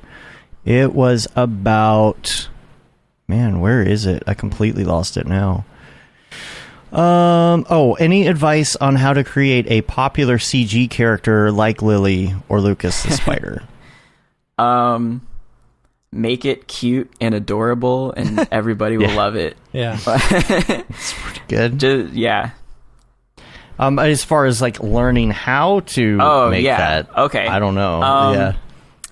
I've honestly, dude, like I design EJ's tutorials. Like I've watched so many of his tutorials, and it's helped me so much with rigging and character animation, and like he's really good at doing the cute characters. So I would go watch EJ's videos if you want to learn cute characters. I think that's good advice. Yeah, for sure. Yeah, were there any other questions in there? I don't think. Yeah, I don't see anything else. Matt, any more questions? I'm just waiting for the Lily short film. I want it. Yeah. Yeah. Right. You could like create that short film and then sell it as an NFT, Yeah, that's probably what's going to happen. Yeah. Yeah. So. Look who's here. Oh boy. Hello then. Hey. I just dropped by to talk about a little crypto, isn't it? Yeah. Crypto and stonks are down right now, that's for true. But don't worry, I'm sure they're about to pig up. Pig up? Pig up. I've never heard that term before. They're gonna pig up a little. Pick up. Gotcha. I get it. Okay. If you've made a pig's ear of your financials, don't have a strop. Hang in there, ride it out. One thing's for certain, crypto is never boring. Bore. Oh, boring. Boring. Yeah. Nice.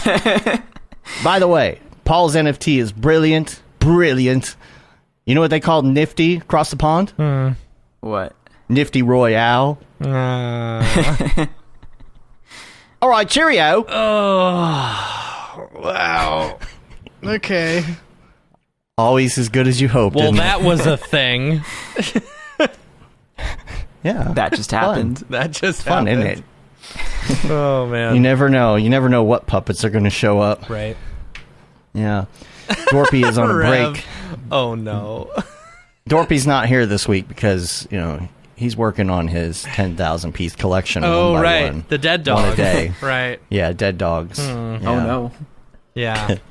Anything else we want to cover in the NFT space before we head out? I think we hit everything, right? I think we hit everything. Yeah. Let me double check. Do I have crypto links? No. We already talked about Clinton Jones and all of that. No. Anything else before we wrap up? think that's it. That's good. Yeah. Yeah. Yeah. All right. If you or anyone you know is doing a drop, feel free to email us info@mograph.com and we'll politely shill it on the show. Heck yeah, we will. Cool. Well, let's get back to the regular show. Is this the fucking mic? This is exactly what I should be doing. Ryan, thank you so much for Yeah. being on the show. Yeah. Thank you for 2 having hours me. went by really quickly. Yeah, I feel like it was a good, productive conversation. Yes. Yeah. Yeah. We're going to have to hang out in person We and do need to fun hang out in mocap-y person. things. Let's Yeah, let's I chat agree. about doing an actual like art show here. I think that'd be cool. You know, Dallas artists. Yeah. That would be good. I don't know about Yeah. just Dallas artists, but like you know, it could be like a Mograph specific or like C4d specific ones. Maybe we get Maxon to sponsor that. You know, be like, hey, Maxon, sponsor this art show. You know, you sponsor the food and stuff. We'll get all the artists in. Whatever, be good. It'd be fun. Yeah, would Yeah. be fun. So. Yeah. Anything else you're working on coming up? Like, Yeah. maybe even outside? Is it all? It's all NFTs now, all the way down. Yeah. Yeah, pretty much. Otherwise, I'm just trying to like simplify my life. I'm moving back into an apartment Yeah. just to keep things simple. Yeah. And yeah, just NFTs. Yeah. Cool. It's fun. Cool. People want to find you on the interwebs. Where can they find you? Twitter.com, I think it's Ryan_Talbot, or on Instagram, it's Ryan Talbot_art. And then my website, it's right there. Right It's a beautiful site. there. I was just Right. I was just on it. there. Thank you. Yeah, I'm constantly like updating it because like it used to be my client work. And then I just changed it to be my NFTs because Yeah. that's like all I do now. Yeah. Right. Yeah. Cool. Well, we appreciate you taking the time and hanging out with us today. And we're going to wrap up and get out of here and get ready to finish up the old Mograph TV Yes. prep for next week, for February 1st, hopefully. Fingers crossed. Yep. Trying real hard. Make sure you check us next week as well. Nick Campbell will be on the show. Yeah, that'll be next fun. Monday. That'll be super Cool. fun. That'll be fun. We can catch up. I feel like, we kind of went through some of the history last time and, maybe dig in a little more. If you got questions for Nick, too, please feel free to send him info@mograph.com. Going to dig a little more into, some background, some history, some dirt, some beef. Not really. And talk about maybe even what they got planned for this year. If they'll give us a little inside scoop, Yeah. that'd be fun. We'll poke and prod. So, yeah, you can rate us on iTunes, leave a review on your on the iTunes, help get our ratings up and stuff like that, and subscribe to our newsletter as well. It goes out once a month. I think it needs to go out this week. I got to talk to Jeremy. Yeah. We got to get that out there. We'll probably do a little link to Mograph TV so you can check out that trailer again. You could say you've been there, done that, got the T-shirt with the Mograph logo tee, the Paul Babb Feel the Bab 2020 shirt. All the profits from that go to Doctors Without Borders. The Render Things T-shirt, hoodie, and long sleeve tee. Wintertime, make sure you get one of those. Sport that. The That Render is Fire shirt, which you're only allowed to wear, ironically, Unless you're shams. Yes. And then the Mograph Blandishment shirt. We're on Facebook, Twitter, Instagram, YouTube, TikTok, TikTok. Mograph.com. Make sure you come check out a live stream on TikTok. TikTok. Is this streaming on TikTok right now? This is not. No, not yet. Okay. It We'll get hopefully there. will. I would like to do that, but they only allow people to stream from the desktop, like OBS or something or whatever, only in certain circumstances. Okay. Like you have to wait for them to give you that permission. I don't know how it works. Nobody you have to knows be like the a code. TikTok partner or something. Yeah, maybe. the Creator Fund. I don't even Yeah, know. I would get on TikTok for that. I've avoided TikTok for the longest time because it's just, I don't understand it. Oh man, just be careful. As soon as you get on, you'll be like, "Oh, okay, I get it now. This I'm is hooked." very Like, addicting." My friends send me Yeah. TikToks and I'll watch it through the link that they send me, but I don't really go on the app. Yeah. Yeah. It's fun. A lot There's better than this Facebook. guy who does these like data moshing TikToks. Have you seen that? Where Yes. it's like he'll like put a fork In a into dog? like somebody's head, Yeah, or a and dog, then, like, it'll and he'll move. pull it out and it's Yeah. a fruit. Those are cool. One of my Those favorite that ones should be an artist was on Super Rare. It Right. said every time your kid asks their mom where something is. And it was like, hey mom, where's the ketchup? I couldn't find it in the fridge. She opens up the door and then puts her hand in an empty spot, and then all of a sudden it like turns into ketchup. Yeah, it's really that's awesome. funny. I love those. Yeah, yeah. The data moshing stuff is cool. So check us out on those things, and Ryan, again, thanks so much for taking the time. Yeah, no problem. Thank you. Everybody go buy all Ryan's NFTs. All of them. Everybody just go do that. All of them. Go buy them all. Make me rich. No. No, make him rich. Don't be shy about that. We want all of our friends to be rich, right? Yeah. That's right. That's true. We'll get there. That. We'll get there. Yeah. Yeah. All right. Well, we're going to get out of here. Until next time, I'm Dave. And I'm Matt. And I'm Ryan. Have a good one. Later, yo. Bye.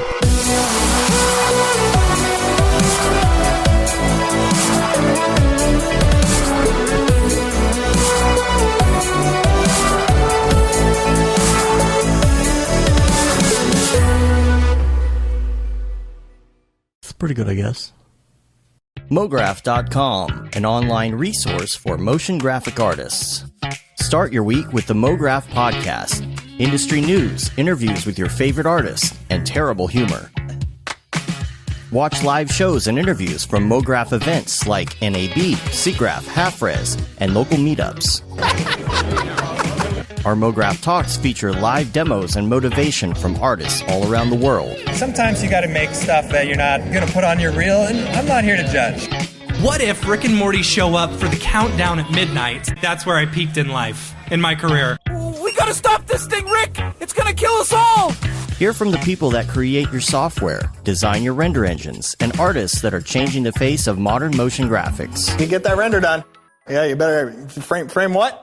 Mograph tutorials and online classes will teach you about Cinema 4D, After Effects, as well as other popular software and render engines. Throw in the HDR Studio, take the render settings, pick the HDR, put in a reflection, and gorgeous. Branch into new software. Learn time-saving tips, techniques, workflows, and lessons that'll keep you up to date in the world of motion design. Oh, brother, those are some of my favorite elves. I love projects that scare me. When our art director comes to us and asks for something that I had never done before, man, it gets me pumped. Join the conversation in our live sessions. Check out our plugins, or join the hundreds of daily active users in our Slack channel for technical help, advice, contests, or just to joke around. Real nice banana. Ah, that's so funny. All right. I'm going to live forever.